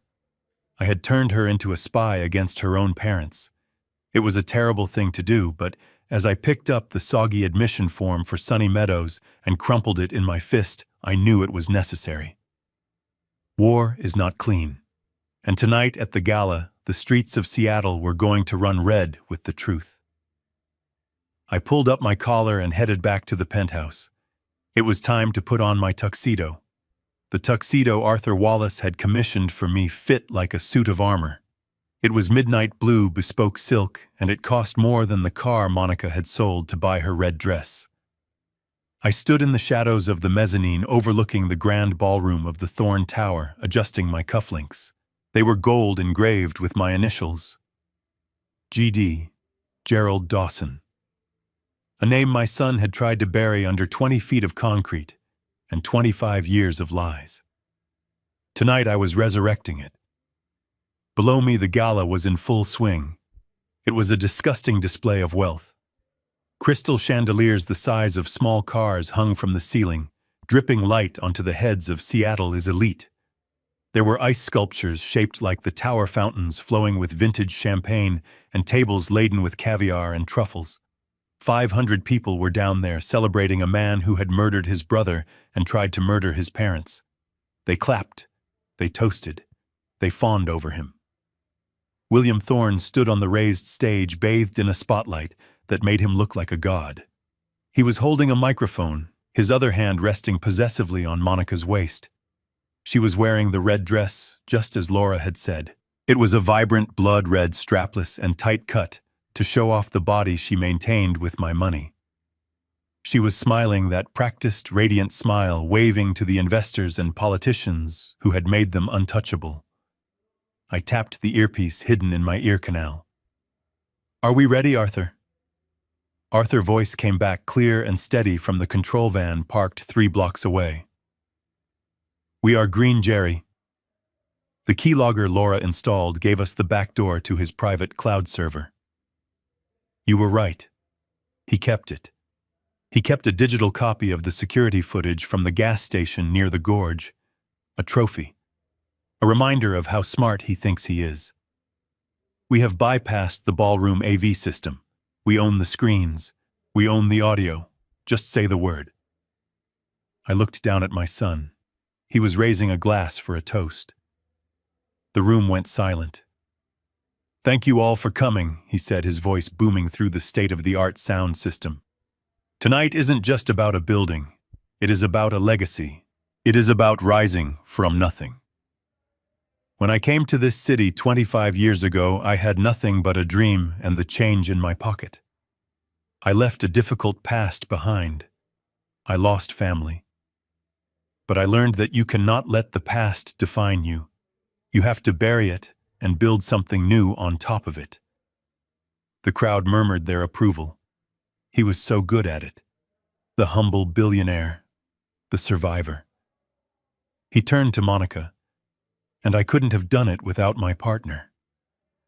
Monica, you have been my rock. You believed in me when no one else did." He kissed her. A flash of cameras erupted like a strobe light. It was the perfect picture of the American dream. Now I whispered, "Burn it down." The lights in the ballroom flickered. Once, twice. Then they died completely, plunging the room into darkness. A collective gasp rose from the crowd, followed by nervous laughter. William's voice cut through the dark, annoyed but controlled. Just a minor technical glitch, folks. We have too much power running to the stage. Give us a second. But the lights didn't come back on. Instead, the massive LED screen behind the stage, the one that had been displaying the soaring stock charts of Thorne Enterprises, flickered to life. It didn't show a graph. It didn't show the logo. It showed a timestamp. October 14th, 1999. 11:42 p.m. The video was grainy black and white footage from an old security camera, but the image was unmistakable. It showed the edge of a familiar gorge, a lover's lane spot near our old town. A car pulled into the frame. My car. The sedan that police had told me went off the road. The car stopped. The driver door opened. A young man stepped out. Even in the grain, the way he moved was familiar. It was Brandon. He was 25 years younger, but it was him. He walked around to the passenger side and opened the door. A woman got out. Monica. A hush fell over the ballroom, the kind of silence that feels heavy like the air before a tornado. On the screen, young Brandon and young Monica walked to the back of the car. They didn't look sad. They didn't look like people in the middle of a tragedy. They were laughing. Monica lit a cigarette. Brandon leaned against the trunk and kissed her. Then they got to work. They put the car in neutral. They positioned themselves behind the bumper. And they pushed. The car rolled slowly toward the edge of the ravine. As it tipped over the ledge, disappearing into the darkness below, Brandon threw his hands in the air in a gesture of victory. He hugged Monica, spinning her around. Then they turned and walked away, hand in hand, disappearing into the night. The video froze on that final frame, the timestamp blinking. For 10 seconds, nobody breathed. The cognitive dissonance in the room was palpable. They were looking at the man on stage, the titan of industry, and they were looking at the boy on the screen, committing insurance fraud and faking his own death. Then the murmurs started, a low rumble that grew into a roar. "What is this?" William shouted, his voice cracking. "Turn it off! Cut the feed! Security!" He waved frantically at the sound booth at the back of the room. But the technicians were helpless. Arthur had locked them out. The screen remained frozen, a giant glowing accusation. Monica pulled away from him, stepping back, her hands covering her mouth. She looked at the screen, then at the crowd, her eyes wide with terror. She knew exactly what that video meant. It meant the statute of limitations might be up for the fraud, but the public court of opinion had no expiration date. "It is a deep fake," William screamed into the microphone, his composure shattering. "It is AI generated. Someone is hacking us. This is corporate sabotage. Don't believe what you are seeing." He was desperate, sweating under the emergency lights that had just kicked on. He looked like a trapped animal. "Arthur," I said. "Cut his mic." The sound of William shouting suddenly vanished. He was mouthing words, screaming into the dead microphone, but no sound came out. He tapped it furiously. He looked around, wild-eyed. Then I spoke. I was wearing a headset microphone synced to the ballroom SPA system. My voice, deep and gravelly, boomed from every speaker in the room, drowning out the confusion. "It is not a deepfake, Brandon." The sound of my voice hit him like a physical blow. He froze. He stopped tapping the mic. He looked up, scanning the darkness of the balcony, scanning the crowd. He knew that voice. It was the voice that had read him bedtime stories. The voice that had taught him to ride a bike. "Who is that?" he screamed, his voice thin without amplification. "Who is doing this?" I walked out of the shadows of the mezzanine and started down the grand staircase. The spotlight operator, confused and following instinct, swung the light from the stage to me. I was illuminated in a circle of white light. The tuxedo, the black hair, the face of a man who had come back from the dead. "Hello, son," I said, my voice echoing through the hall. The crowd turned. 500 heads swiveled to look at me. The path from the stairs to the stage cleared instantly. People backed away, creating a wide aisle lined with shocked faces. I walked slowly. I didn't limp. I ignored the pain in my ribs. I walked with the authority of a judge entering his courtroom. William stared at me. His face went pale, pasty white. He looked like he was seeing a ghost. "Jerry," he whispered. The word was not amplified, but in the silent room it was loud enough. I reached the bottom of the stairs and stepped onto the main floor. I kept walking, my eyes locked on his. "You missed a spot, Brandon," I said, my voice booming. "You thought you buried the past. You thought you threw me away in that alley like a bag of garbage. But you forgot one thing. Garbage doesn't have a memory. A father does." Monica let out a sob. "It is him," she shrieked. "Oh my God, William, it is him!" She grabbed William's arm, digging her nails into his expensive suit. "Do something. Get him out of here." William shook her off. He was trembling. His eyes darted around the room looking for his security team, looking for an exit, looking for a way to spin this. But there was no spin. The video was still frozen behind him. The resemblance between the boy on the screen and the man on stage was undeniable. And the resemblance between the man on stage and the old man walking toward him was undeniable. "Security!" William roared, finding his voice again. "Get this man out of here. He is mentally unstable. He is a stalker." The two guards from the alley, the same ones who had broken my ribs, started to move toward me from the side of the stage. They looked uncertain. This wasn't a homeless man in a jumpsuit anymore. This was a man in a tuxedo commanding the room.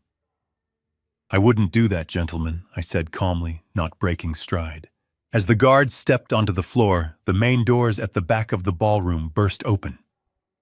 "Federal agents. Nobody move." A dozen agents in FBI windbreakers swarmed into the room, guns drawn. They fanned out, securing the exits, blocking the stage. The crowd screamed and scattered. The security guards froze, putting their hands up. I didn't stop walking. I walked right up to the edge of the stage. I was 5 feet away from my son. I could see the sweat beading on his upper lip. I could see the terror in his eyes.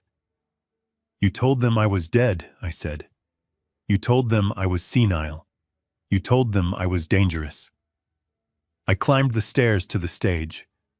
William backed away until he hit the podium. Monica was cowering behind him, weeping into her hands. "But here I am," I said, standing next to him. "I am alive. I am sane. And I am the most dangerous thing you have ever met, because I know who you really are." I turned to the crowd. The FBI agents were holding their positions, letting this play out. Arthur had arranged that too. He had given them the bigger fish, the money laundering evidence, on the condition that I got my moment. "Ladies and gentlemen," I said into my headset, "the man you know as William Thorne does not exist. He is a fiction, a ghost story invented by a coward who killed his own brother and abandoned his parents for an insurance check." Murmurs of shock rippled through the room. "His name is Brandon Dawson," I continued, "and 25 years ago he pushed his brother Richard off a cliff because he wanted more. And 3 days ago he tried to do the same to me." "Lies," William screamed, lunging at me. "It is all lies. He is crazy." He grabbed for my throat. But he was slow and desperate. I didn't even have to hit him. I just stepped aside. He stumbled, crashing into the podium. The FBI agents moved in.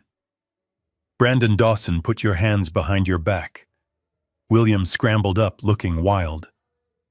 "My name is William Thorne. I am a billionaire. You cannot touch me. I have lawyers. I have money." I looked at him. I smiled a cold, hard smile. "About that money," I said. I pointed to the screen. The image of the car disappeared. It was replaced by a bank transaction log. It showed a transfer. "Sentinel Trust to Seattle Children's Hospital. Amount $200 million. Status completed. William stared at the screen. He blinked. He read it again. "What is this?" he whispered. "Where is my money? It is gone," I said. "I donated it.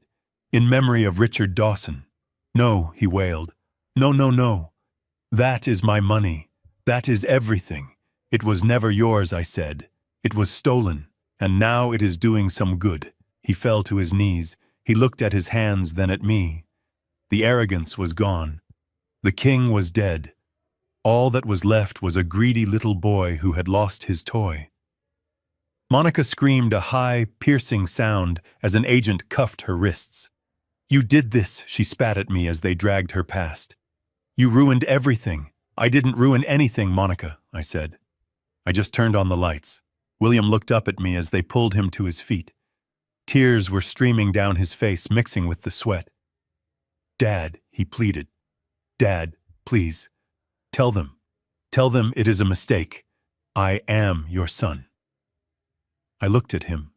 I looked at the scar on his chin, the one I had stitched with my own hands. I felt a pang of grief for the boy he used to be, but it was quickly buried by the memory of the cold soup, the basement, and the order to kill me.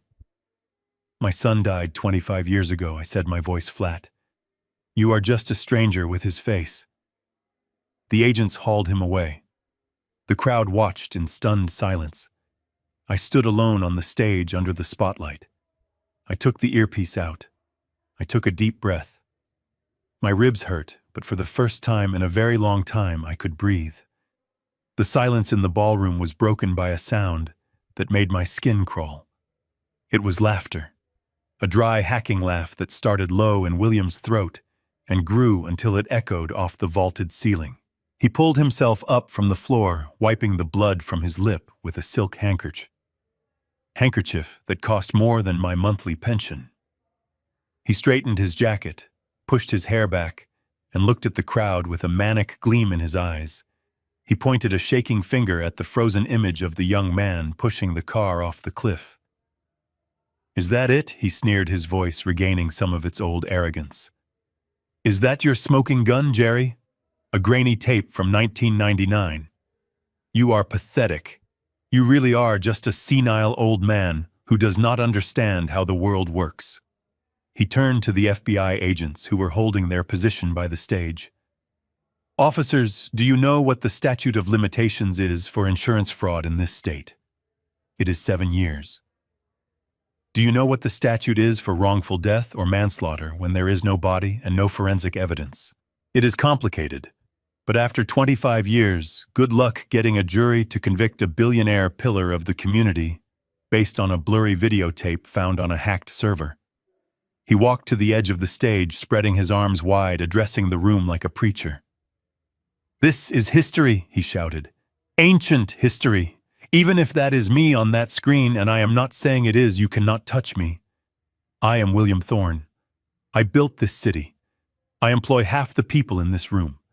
You think a ghost story is going to bring me down?" He turned back to me, his eyes full of hate. "You missed your window, Dad. You should have stayed dead. You cannot prosecute me. I am untouchable." Monica stood up, brushing off her dress.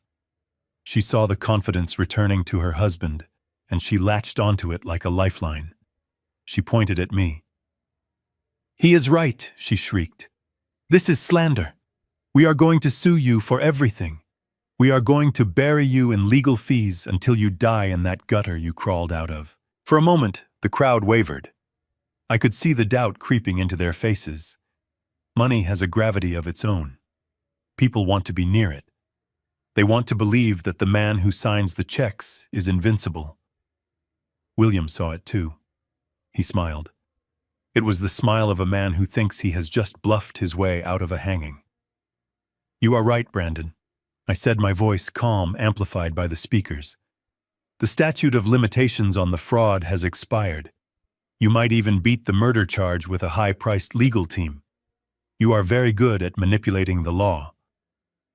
I reached into the inside pocket of my tuxedo. William flinched, thinking I was reaching for a weapon. But I only pulled out a thin tablet. "But I am not a lawyer," I said. I am a forensic accountant, and while the law has time limits, money does not. Money leaves a trail. It leaves footprints in the snow, and you left a very muddy path. I tapped the screen of the tablet. The image on the massive wall behind me changed. The video of the car crash vanished. In its place, a complex diagram appeared. It looked like a spider web of lines and boxes. At the center was a black box labeled Sentinel Trust. William stopped smiling. He squinted at the screen. "You thought you were clever using the Sentinel Trust to wash your money," I said, walking closer to him. "A blind trust registered in the Cook Islands with no named beneficiaries, only a bearer bond structure. It is the perfect vehicle for money laundering. You move the cash in, you move it out, and nobody knows who owns it. That is private financial data." William stammered. "That is illegal to show." "It would be illegal," I interrupted, "if I didn't own it." The room went deadly silent. William looked at me, his face twisting in confusion. "What are you talking about?" he whispered. "You made a mistake, son," I said. "A technical error. When you set up the Sentinel Trust 20 years ago, you used a shell company as the trustee to add another layer of anonymity, a company called Blue Horizon Holdings. You forgot to pay the renewal fees on the business registration 3 months ago. It went dormant." I took a step forward, enjoying the way he shrank back. "My friend Arthur Wallace found that dormant registration yesterday morning. He bought the shell company for $500. And because I now own the company that acts as the trustee for your trust fund, I legally have full administrative access to every asset held within it." I swiped the tablet screen again. A bank statement appeared. It was the account in the Cayman Islands, the one he had just transferred his war chest into. The balance shone in bright green numbers, $200 million. "You tried to move your liquid assets tonight," I said. "You thought you were hiding them in a Swiss vault. But because I control the trustee, I control the routing. You didn't send that money to yourself, Brandon. You sent it to me." "No," he gasped. "That is impossible. You cannot do that." "Ooh, I just did," I said. I tapped the screen one more time. A transfer authorization window popped up. It was massive, projected 20 feet high for everyone to see. "Sender Sentinel Trust, recipient Seattle Children's Hospital Foundation, amount $200 million. Memo in memory of the man you used to be." William lunged for me. He screamed a sound of pure animalistic loss. He didn't care about the murder charge. He didn't care about the fraud. But this was his money. This was his God. "Don't you do it!" he roared, clawing at the air. I pressed the button. "Execute!"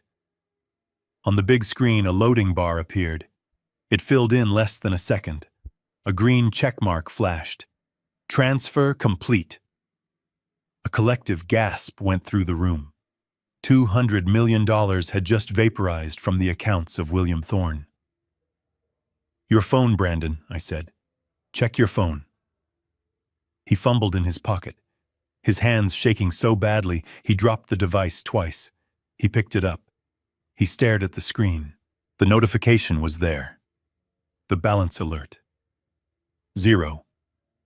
"It is gone," he whispered. "It is all gone." "Not just that," I said relentlessly. "I am not done. Since I own the trustee company, I also have access to the liability clauses. Did you know that the Sentinel Trust has a clawback provision for debt coverage?" I swiped the tablet again. A list of his creditors appeared. The banks that financed the tower. The private lenders. The construction unions. I just triggered the default clauses, I said. "Every loan you have is now due immediately. The tower isn't yours anymore. The penthouse isn't yours. The car waiting outside isn't yours. Even the suit on your back is technically property of the creditors now." Monica fell to her knees. She grabbed the hem of my trousers. "Jerry, please," she sobbed. "We have nothing. We will be on the street. You cannot leave us with nothing. You left me with cold soup and a basement. Monica, I said, looking down at her without pity. You left me with a cut phone line and a bottle of pills. You wanted me to have nothing. I am just returning the favor. William was staring at his phone, tapping the screen frantically, as if he could undo the math. I am William Thorne, he mumbled. I am a billionaire. This is a glitch. This is a mistake. There is no William Thorne, I said. He was a fiction bought with stolen money. And now the check has bounced. The FBI agent in charge stepped forward. He had waited for this. He had let me strip the armor off the king before he moved in for the kill. Brandon Dawson, you are under arrest for federal wire fraud, money laundering, and the murder of Richard Dawson. Monica Dawson, you are under arrest for conspiracy and insurance fraud. Agents moved in, grabbing William by the arms. He didn't fight. He went limp. His eyes were vacant, fixed on the screen where his balance read 0. He looked small. Without the money, without the arrogance, he was just a middle-aged man who had wasted his life running from himself. Wait, he said as they handcuffed him. Wait. Dad. He looked at me. It was the first time he had looked at me with anything other than contempt in 25 years. Dad, fix it. You can fix it. You are an accountant. You can undo the transfer. Please, I will give you anything. I will give you the house. I will give you a room upstairs. Just get the money back. I looked at him. I saw the 10-year-old boy who cried when he fell off his bike, but that boy was gone. The thing standing in front of me was a hollow shell. I cannot fix you, Brandon, I said, my voice breaking. I spent 25 years mourning you. I cried for you every day. I wished I had been a better father. I wished I had given you more. But I realize now that nothing I gave you would have ever been enough. You have a hole inside you that no amount of money can fill. I turned my back on him. Take him away, I said to the agents. No, Monica screamed as they dragged her off the stage. She kicked and spat, her red dress bunching up around her legs. You old fool. You ruined us. I hope you die alone. I watched them go. I watched them get dragged through the crowd of people who had cheered for them an hour ago. No one moved to help them. No one offered a lawyer. The crowd parted like the Red Sea, recoiling from the stench of failure. I stood alone on the stage. The screen behind me still showed the 0 balance.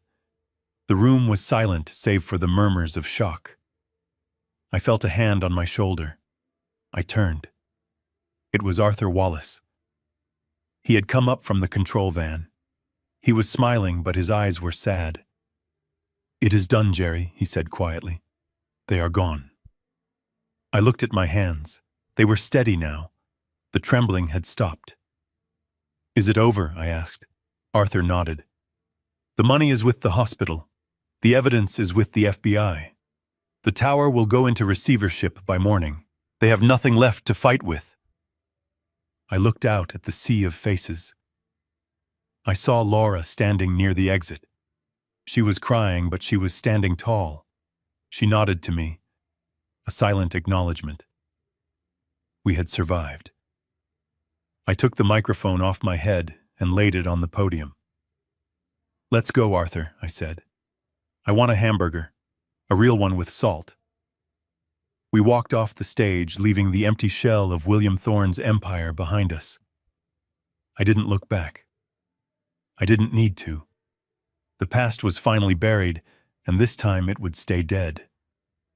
The silence in the ballroom was broken by the sound of sirens wailing in the distance, getting closer with every heartbeat. But the real storm was already inside. I stood on the stage, the digital receipt of the $200 million donation still glowing on the massive screen behind me like a tombstone for Thorne Enterprises.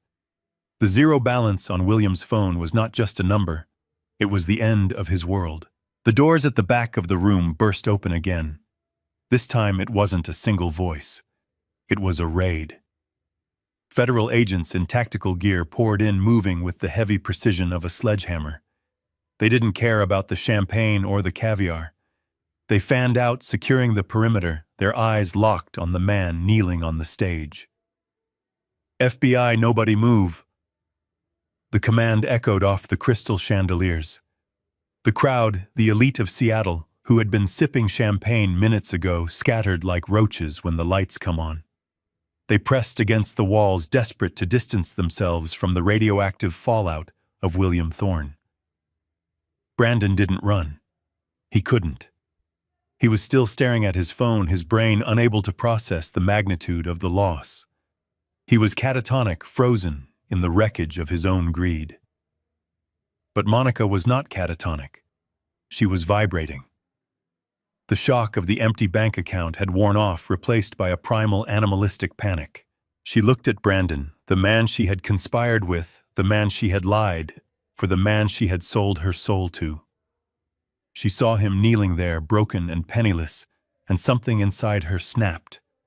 The facade of the devoted wife, the elegant partner, shattered into 1,000 jagged pieces. "You promised me," she screamed. It was a sound so raw it made the agents pause. She lunged at him. She didn't look like a socialite in a red dress anymore. She looked like a fury. She tackled him, her nails raking down his face, aiming for his eyes. "You told me it was safe. You told me he was nothing. You lost it all." She was clawing at him, hitting him, screaming obscenities that would make a sailor blush. It was ugly. It was the sound of rats eating each other on a sinking ship. Brandon tried to shield his face, his arms flailing weakly. "Get off me!" he yelled, his voice cracking. "It is your fault. You spent it. You wanted the penthouse. Agents swarmed them, pulling Monica off by her waist." She kicked and spat, her heels scraping against the polished wood of the stage. Her dress tore. Her hair was a wild mane. She pointed a shaking finger at him as they dragged her back. "He killed Richard," she shrieked, desperate to trade anyone for her own freedom. "He told me he did it." "I have the journals. I wrote it all down. I am a witness. I want a deal." Brandon stared at her, blood welling in deep scratches on his cheek. His eyes were wide with betrayal. The partnership of 25 years, the bond forged in blood and money, had dissolved in 30 seconds. "You witch," he spat. "You were there. You pushed the car." The agents slammed him to the deck, cuffing his hands behind his back. The metal clicked. The sound of finality. "Brandon Dawson, you are under arrest for money laundering, wire fraud, and the murder of Richard Dawson." He struggled against the weight of the agent on his back, turning his head to the side, his cheek pressed against the floorboards. His eyes found me. I hadn't moved. I was standing 5 feet away, watching the demolition of my family. "Dad!" he screamed. The word hit me in the chest. Dad. He hadn't called me that since he was 20, since before the gorge, since before he became William. "Dad, help me, look at what they are doing." The agents hauled him to his knees. He was weeping now, snot and blood mixing on his face. The arrogance was gone. The billionaire was gone. All that was left was a terrified child who had broken a window and wanted his father to fix it. "I didn't mean for it to happen. It got out of control. I can fix this. I can make it back. You have to help me. You are my father." He shuffled forward on his knees, straining against the agent's grip. "Please, Dad. I am your son. I am Brandon. Remember the fishing trip. Remember the bike. Do not let them take me. I will die in there." He looked at me with such desperate hope. He truly believed that after everything, after the theft, the lies, the attempt on my life, that the bond of blood was a get-out-of-jail-free card. He thought he could appeal to the sentimental old man he had locked in the basement. I looked down at him. I saw the scar on his chin. I remembered stitching it up. I remembered holding him when he cried. I remembered the pride I felt when he graduated. But then I remembered the cold soup. I remembered the look in his eyes in the bathroom mirror when he ordered his guards to break my ribs. I remembered the voice recording of him planning to kill me. I felt a tear roll down my cheek. I didn't wipe it away. It was the last tear I would ever shed for him. I looked him in the eye. The silence in the room was absolute. Even Monica had stopped screaming to listen. "You are mistaken," I said. My voice was quiet, but it carried to the back of the room. "My son is not here." Brandon froze. His mouth opened, but no sound came out. "My son was a good man," I continued, my voice hardening into steel. "He had a heart. He loved his family. But he died 25 years ago. I buried him. I mourned him. I loved him." I took a step closer, leaning down so only he could see the absolute finality in my eyes. You are just a stranger who stole a dead man's face to hide his crimes. And I do not know you." I straightened up and looked at the agents. "Get him out of my sight." "No," Brandon wailed. It was a sound of pure desolation. "Dad, no!" The agents dragged him away. He dug his heels in, screaming my name, begging, pleading. But I turned my back. I looked out at the empty ballroom, at the debris of the party, at the shocked faces of the strangers who had worshipped a false idol. I saw Laura standing by the exit. She was crying, but she wasn't looking at her parents. She was looking at me. She nodded. A small, brave movement. I nodded back. The screams faded as the heavy doors swung shut behind them. The room was quiet. The screen behind me went dark. Arthur Wallace stepped out from the shadows of the wings. He walked over to me, his cane tapping a steady rhythm on the stage. He put a hand on my shoulder. "It is done, Jerry," he said softly. I let out a breath I felt like I had been holding for 25 years. My ribs ached. My heart ached. But the weight was gone. "Let's go, Arthur," I said, unbuttoning my tuxedo jacket. "I need a drink, and I need to start living." We walked off the stage together, leaving the empty shell of the Thorn Empire in the dark. I didn't look back. There was nothing there for me anymore. My son was dead. But I was alive. And for the first time in a long time, the future was blank, and it was mine.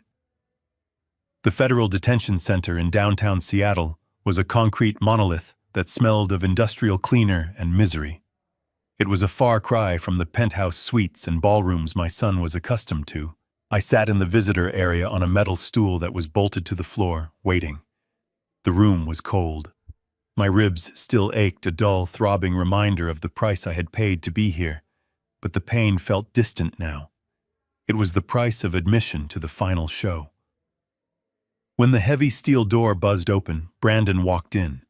He wasn't wearing his Italian suit.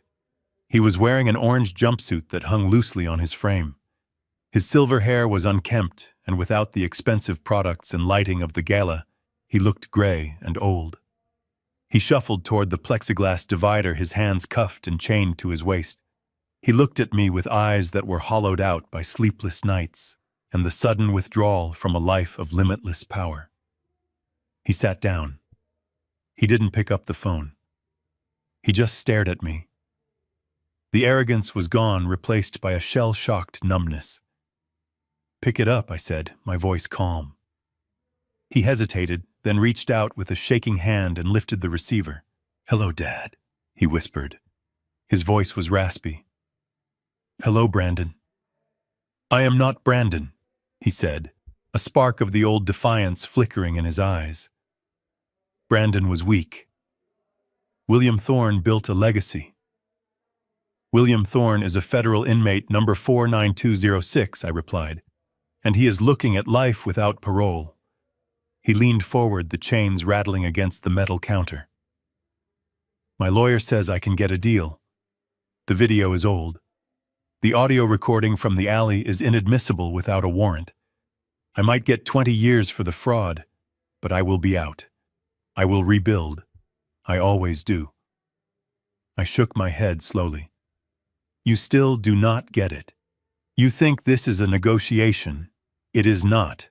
It is a foreclosure." I reached into my bag and pulled out a thin stack of documents. I pressed them against the glass so he could read the bold headings. This is a formal relinquishment of all claims to the Dawson family estate, including the house you tried to sell out from under me. And this is a permanent restraining order and disavowal of parental rights regarding Laura. You will never contact her again. You will never try to access her finances. You will never speak her name. He laughed a dry, bitter sound. Why would I sign that? The house is worthless compared to what I lost. And Laura, she betrayed me. She is dead to me. Good, I said. Then signing should be easy. I am not signing anything, he spat. You took my money, Jerry. You took my life. I am going to fight you until the day I die. I will drag this out in court for decades. I will make sure Laura spends every penny she has on legal fees. I put the papers down. I leaned in close to the glass. I thought you might say that. That is why I brought this. I pulled out a single photograph. It was old, grainy, and yellowed with age. It wasn't the video of the car crash. It was a picture of a toolbox. A red metal toolbox that sat in the corner of my garage for 25 years. Do you recognize this? I asked. He stared at it. He frowned. It is just your toolbox. I opened it yesterday, I said. I was looking for a screwdriver to fix the lock you broke on the basement door. And I found something stuck behind the drawer. A receipt. Dated October 13th, 1999. The day before Richard died. Brandon went still. His eyes locked onto mine. It is a receipt from a mechanic shop 2 towns over, I continued, for a brake line modification. It has your signature on it, Brandon. You didn't just push him. You tampered with his car first, just in case the push didn't work. You planned it for weeks. That makes it a federal capital crime. Premeditated murder with special circumstances. His face turned the color of ash. He started to shake. You are lying, he whispered. I burned that receipt. You missed one, I lied. But he didn't know that. He was a man who had built a life on lies, and he assumed everyone else was just as deceitful.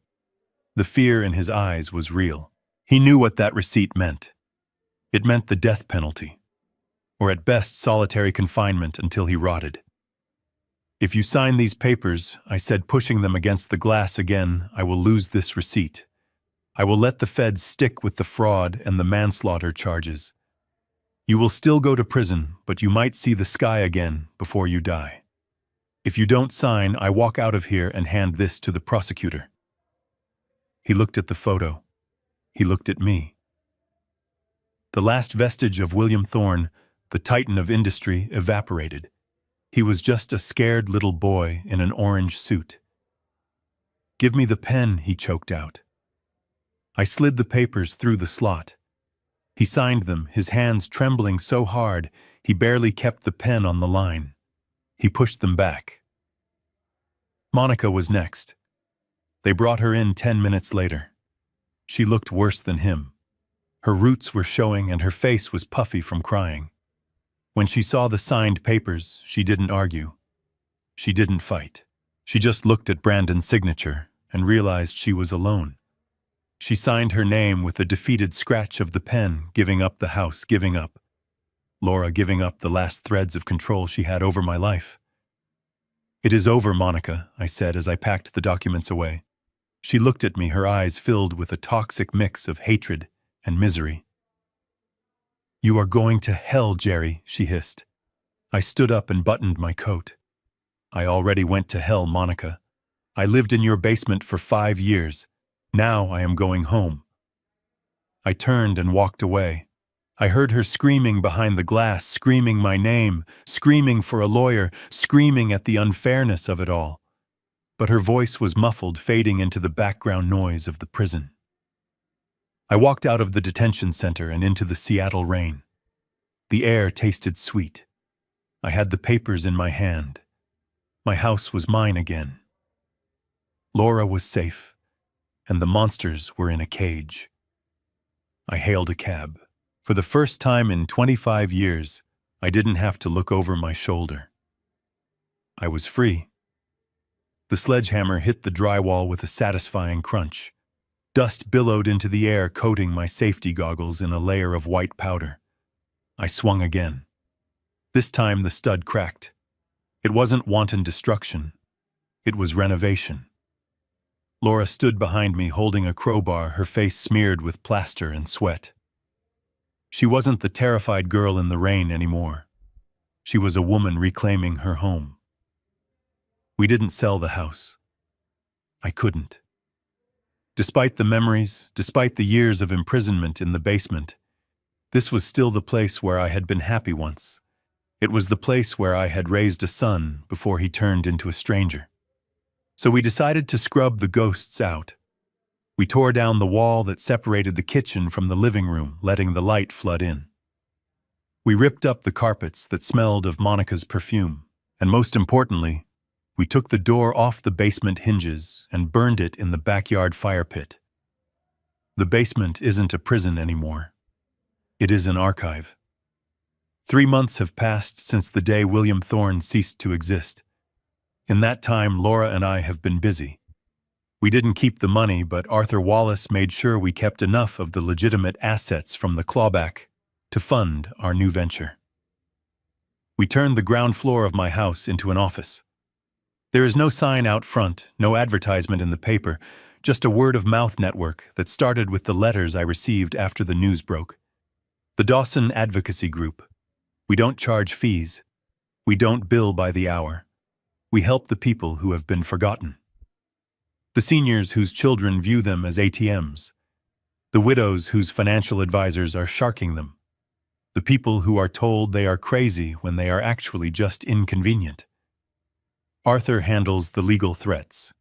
He enjoys it. He says it keeps him young to scare con artists who think they are untouchable. Laura handles the intake. She quit the hospital the day after the arrest. She said she was tired of treating symptoms, she wanted to treat the disease. She sits with our clients, she holds their hands, and she listens. She believes them. That is usually all they need, a witness to their reality. And me, I am the forensic accountant. I follow the money. I find the hidden accounts, the forged signatures, the secret transfers. I find the truth they try to bury in the spreadsheets. Yesterday, a woman named Mrs. Higgins came in. She was 82 years old, trembling, clutching a purse she had owned since 1970. She told me her nephew was managing her pension and that she couldn't understand why she couldn't afford heating oil this winter. I looked at her bank statements. I saw the transfers to a casino in Vegas. I saw the withdrawals for a new truck. I looked at her, and I saw myself sitting in that chair eating cold soup. "We will get it back, Mrs. Higgins," I told her. "Every penny." She started to cry. But how, she asked. "He is family. Family does not leave you in the cold," I said. "Family is the people who bring you a blanket." We are going to court for her next week. Arthur says we will win. I know we will win because I already found the nephew's second set of books. People ask me if I regret donating the $200 million. They ask me if I ever wake up in the middle of the night wishing I had kept just a little bit of the Thorne fortune. I tell them no, and I mean it. That money was heavy. It was weighted down with the soul of my dead son and the greed of his wife. I didn't want to carry it. I wanted to be light. I have my pension. I have my house. I have enough to buy a good steak on Fridays and a bottle of wine to share with Arthur on the porch. I have Laura who comes over for dinner every night and tells me about her day without looking at her phone once. That is wealth. That is the only currency that matters. Tonight, after we closed the files and locked the office, Laura and I sat on the back porch watching the sun go down over the tree line. The air was crisp, smelling of pine and wood smoke. "You know, Grandpa," she said, swirling the ice in her tea, "I got a letter today. From Dad." I stiffened. The restraining order was supposed to prevent that. "What did it say?" I asked. She shrugged. "He wants me to visit. He says he has changed. He says he found God in his cell. He says he forgives me. She laughed a dry sound that was too old for her 28 years. He forgives me, she repeated, shaking her head. Can you believe the arrogance? What are you going to do? I asked. She took the letter out of her pocket. It was unopened. She had just read the return address. She walked over to the fire pit, where the embers of the basement door were still glowing. She tossed the envelope in. We watched the paper curl and blacken, watched the blue ink of the federal prison stamp turn to ash. I am going to help Mrs. Higgins get her heating oil, she said. That is what I am going to do. I smiled. She was going to be all right. We were going to be all right. Before I went inside, I reached into my own pocket. I pulled out the photo I had shown Brandon in the prison, the grainy picture of the red toolbox. I looked at it one last time. There was no receipt behind the drawer. There never was. I had bluffed. I had looked him in the eye and lied with the same conviction he had used on me for 25 years. The difference was my lie bought freedom. His bought a cage. I struck a match and held it to the corner of the photo. I watched it burn until the flame licked my fingertips. I dropped it into the ash alongside Laura's letter. My son left for work one morning 25 years ago and never came back. I used to pray for his return. I used to leave the porch light on. But I don't do that anymore. The man in the cell isn't my son. My son is a memory, a ghost of a boy who caught fireflies in this yard and laughed when he jumped his bike over the creek. That boy is gone. But I am still here. And as I turned off the porch light and walked into my warm, bright house, I realized that for the first time in a quarter of a century, I wasn't waiting for anyone. I was exactly where I was supposed to be. Home. The hardest truth I ever had to accept was that the son I loved was the architect of my misery. For years, I confused abuse for family obligation and neglect for grief.